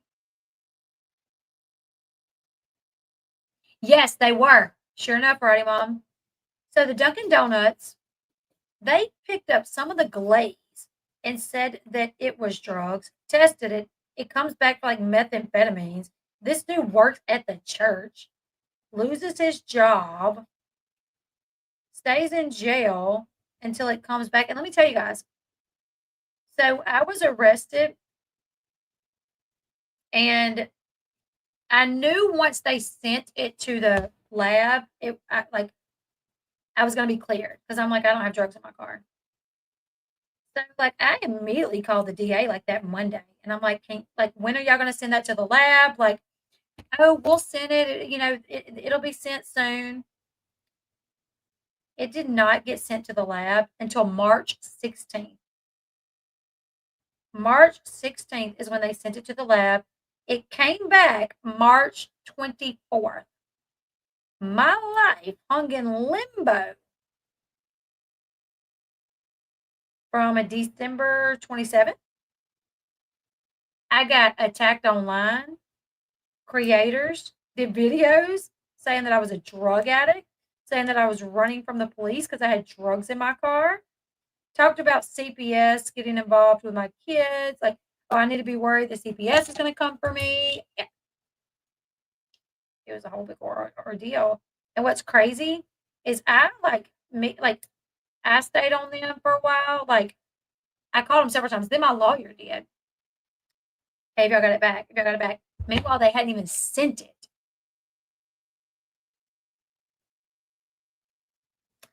I did not get my bail money back from the bondsman.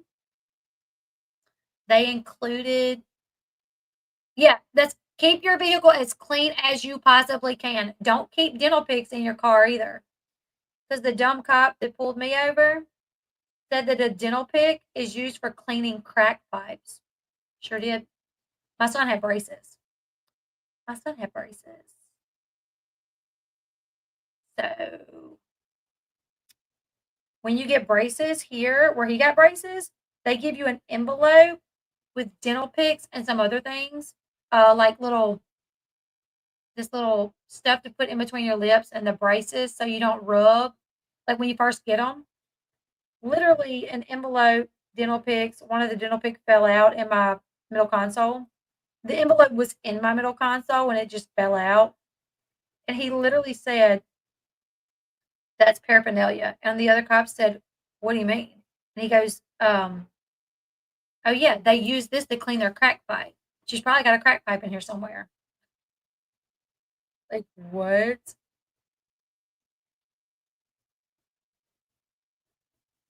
Got to be kidding me. And then they made fun of the fact that I had a Red Bull. It was so wild because when I was leaving that day, I just stopped by the pantry, grabbed a Red Bull out of the pantry, and just tucked it in my purse. Well, when they were searching my car and they was in my purse, he pulled the Red Bull out and was like, "Wow, you got to be kidding me. She got a Red Bull in her purse." Then this fool goes back to his cruiser after searching my car, and guess what's in his cup holder that he takes a sip of before he walks back to me? A Red Bull. I'm like, why were you? Oh, it's been a minute. I haven't had Red Bull in a minute. I've started drinking coffee, which has really helped me shed some pounds, I think, if you know what I'm saying.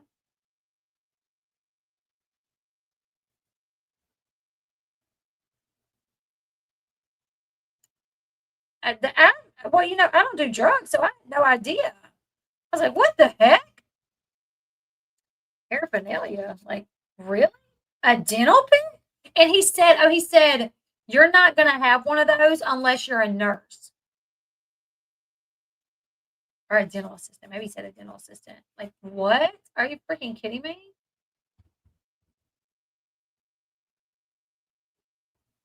Years back, a few babies at the hospital testified for marijuana. They took pictures of mothers to find out it was soap they used. About no way.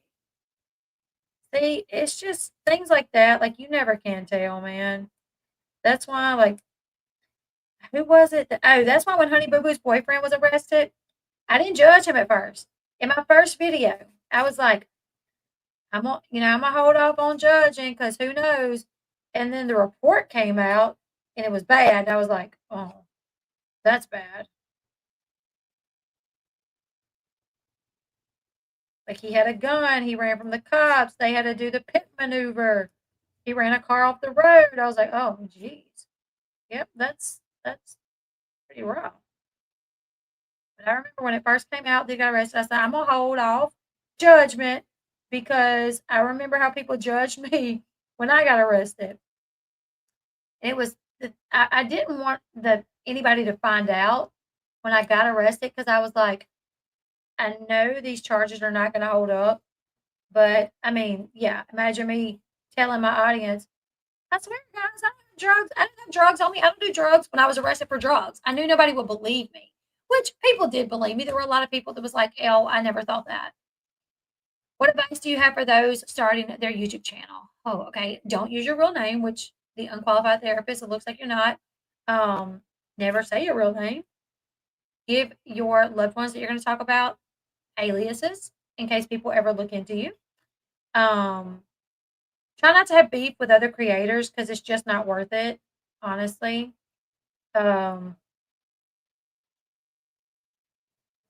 You don't have to like necessarily get along with them and make friends with them if you don't want to, but just don't have beef. Because my beef with Katie Joy also, like, in my opinion, kind of damaged my channel a little bit.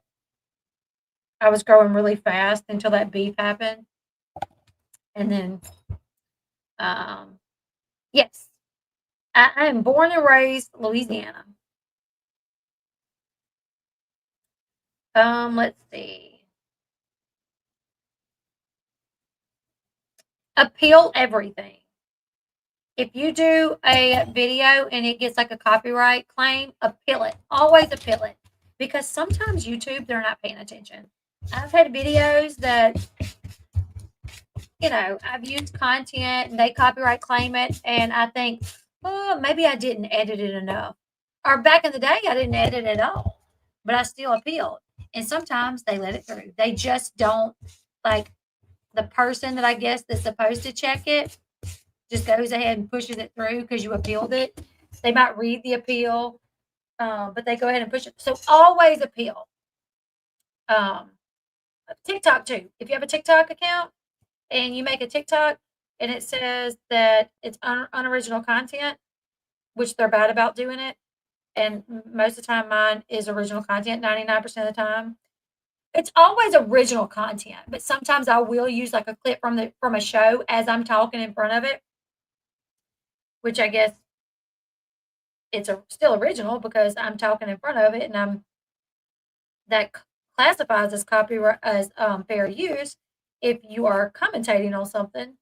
But I guess technically they could say, I don't know. Either way, always appeal. I always appeal when I get any sort of claim. And there's been times, like I said, that I probably should have lost, but I won. So I always appeal no matter what. Use an alias. Don't give your real name.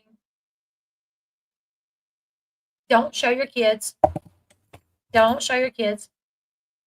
Literally, people like found my kids and did crazy stuff,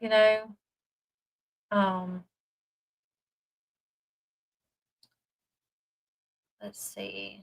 Do you watch other YouTube channels? Yes, I do. I watch the Behavioral Panel, the Behavioral Arts,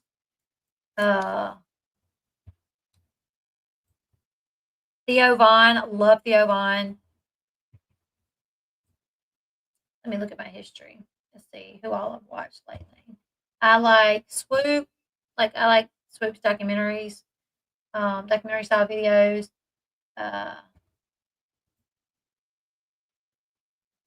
I'll watch Grace Report sometimes, but I never watch Grace Report if we do the same video until after I do mine, because I don't want to like let her opinion sway me, and then somebody be like, "You copied Grace Report." So if I'm going to cover a topic and I see that she has, I'll wait until I do mine. I do TikTok and Patreon. I'm going to have yes, that's a good idea. What are you going to start covering on YouTube? I'm going to have to look at that because I didn't notice that. I am going to do a video soon of my eye routine because I keep getting asked. I keep getting asked how to do my eyes. So I'm going to put like a video up on like my Facebook or maybe a TikTok video or maybe just a YouTube story. I don't know, because I do get asked that a good bit. What's the first topic you ever did for your channel? Me, I did makeup review. That is a very hard that it's hard to get into the makeup industry because I'm very mediocre when it comes to makeup. I'm nothing special. But you have to be. To break into makeup, you have to be good at makeup. Like really good at it. So it was kind of like stupid of me. Here's the thing. I wasn't trying to break into makeup. I wasn't trying to have this big YouTube channel. I was just trying to have fun. I loved makeup. I loved reality TV. So I was like, well, I'll do makeup. So I did like 3 makeup videos, and then I did a Janelle video, and it took off. And I was like, I'm going to stick with this then. see. Who have I watched? Theo Vaughn. Up and Adam. Behavioral Arts.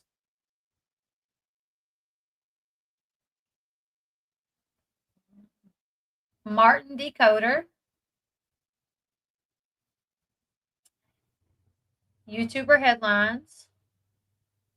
Savannah Chrisley. Tough Topic. Savannah Chrisley, Up and Adam.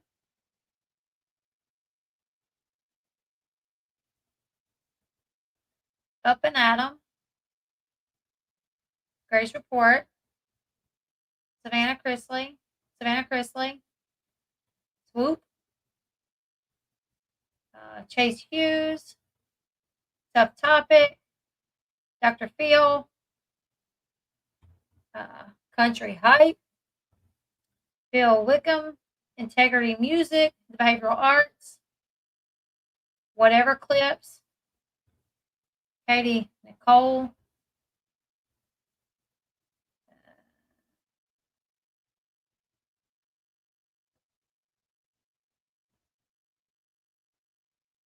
Nick Vale, Theo Vaughn. Thank you for the info. I'm starting in a few weeks. I'll be trying to talk to people about anything they play. Oh, that's cool. You know what? That's so okay. So your name is the unqualified therapist. So I take it you're not a therapist, but you're going to have people on to talk about like traumatic life events that they've been through, that and how it affects them and things like that. I work for a talk tech company, so that'd be for me, but I think all the time one day. Oh, that's cool. Who do you work for? I love Theo Vaughn. What's so crazy is Theo Vaughn can have somebody on that I'm like, no way, that's going to be interesting. And it's interesting. And I'm like, how does he do it? Literally, Craig Newmer. Wait, what's his name? Craig Newmer? What's his name? Craigslist?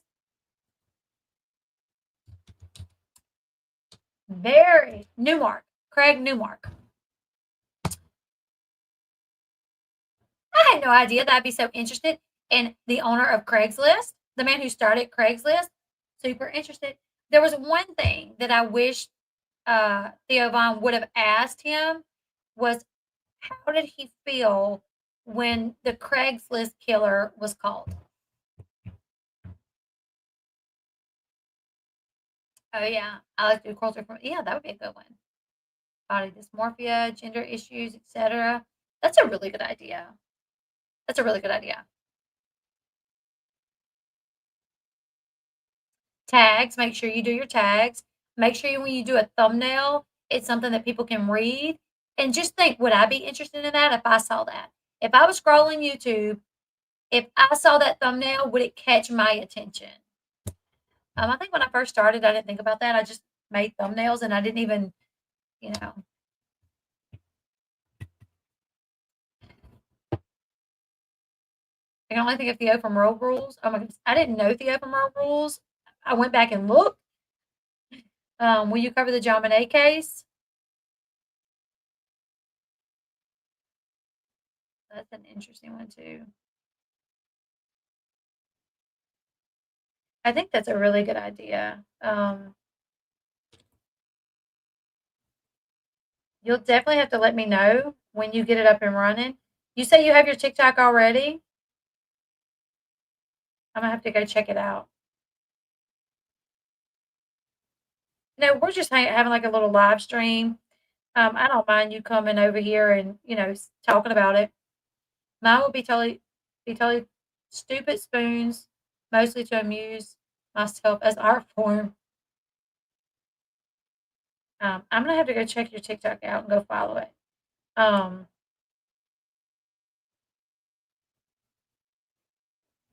Hey Dina, thank you. Oh, thank you. I'm definitely gonna go follow you, okay? And yeah, I don't mind you coming and talking about it at all. Spoons, not spoons? Wait, spoons, not spoons. What's up with Farrah? Man. Her face. Thank you, Dina. Thank you. I'm like, am I reading that wrong? Yeah, Farrah needs to leave her face alone. I'm sorry, but like, if I was Sophia, I think I'd have to step in and be like, Mom, girl, stop it. I'm gonna get it. It's coming along. This one's looking a little crazy still, but you know, yeah, I don't. And Brandy Glanville, like with the parasite or whatever in her face. Like, let me see. Anyways, you guys, I gotta go ahead and call it a night. My poor hubby has been in bed for hours waiting on me.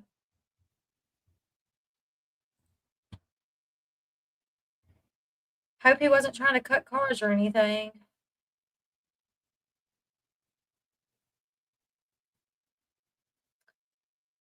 Looks like I'm gonna take a shower in the morning. Hopefully when I take a shower, I'm gonna go wash my hands really good. I did. I saw it. It was horrible. It's horrible. Thank you, Crystal. The rat. Yeah, her mama still does rap. Roddy, I didn't get it. I don't have anything, Roddy. The unqualified therapist. Is this your name on Patreon and TikTok? If you guys don't follow me on TikTok, go follow me. If you guys don't follow the unqualified therapist, if y'all have pages, put them in the chat. Everybody can go follow each other, support each other. If you have like a TikTok that you're trying to grow followers, if you have, Facebook you're trying to grow followers, y'all put it in there. Say, hey, I'm trying to grow followers. We'll all support each other.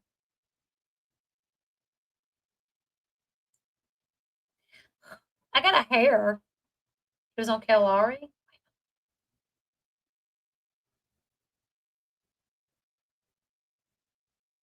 When did you email me, Roddy? I don't see it. Thank you. Always like your own videos. That's what I used to do. I would literally post a video, go like it, go into my husband's account, like it, go into my kids' account, like it. Support yourself. Like, do what you got to do until you blow up and then keep doing it. I still like my own videos. Roddy, when did you send it? I don't see it. All right. I got to call it a night. Like I said, my poor little hubby in there. I got to figure out how to clean these because they're very sticky. Oh, I did see that. I got to find it. Never looked at TikTok, Instagram, just have YouTube on as I work. I started with green screens back in the day. Wow. I need a green screen, honestly. I actually do have one, but it's been folded up and put away for a while. Because if I had a green screen back there, I could change the setting, which I can now. Let's see.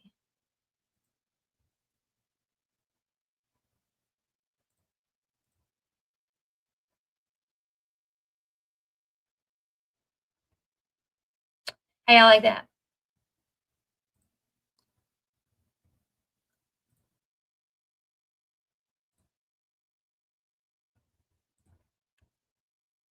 If I had a green screen, though, it would look more real. It wouldn't glitch so bad. Maybe I should do that for... Anyways, you guys, thank y'all for hanging out with me and doing this little live chat. Thank y'all for the super chats. I do appreciate that so much.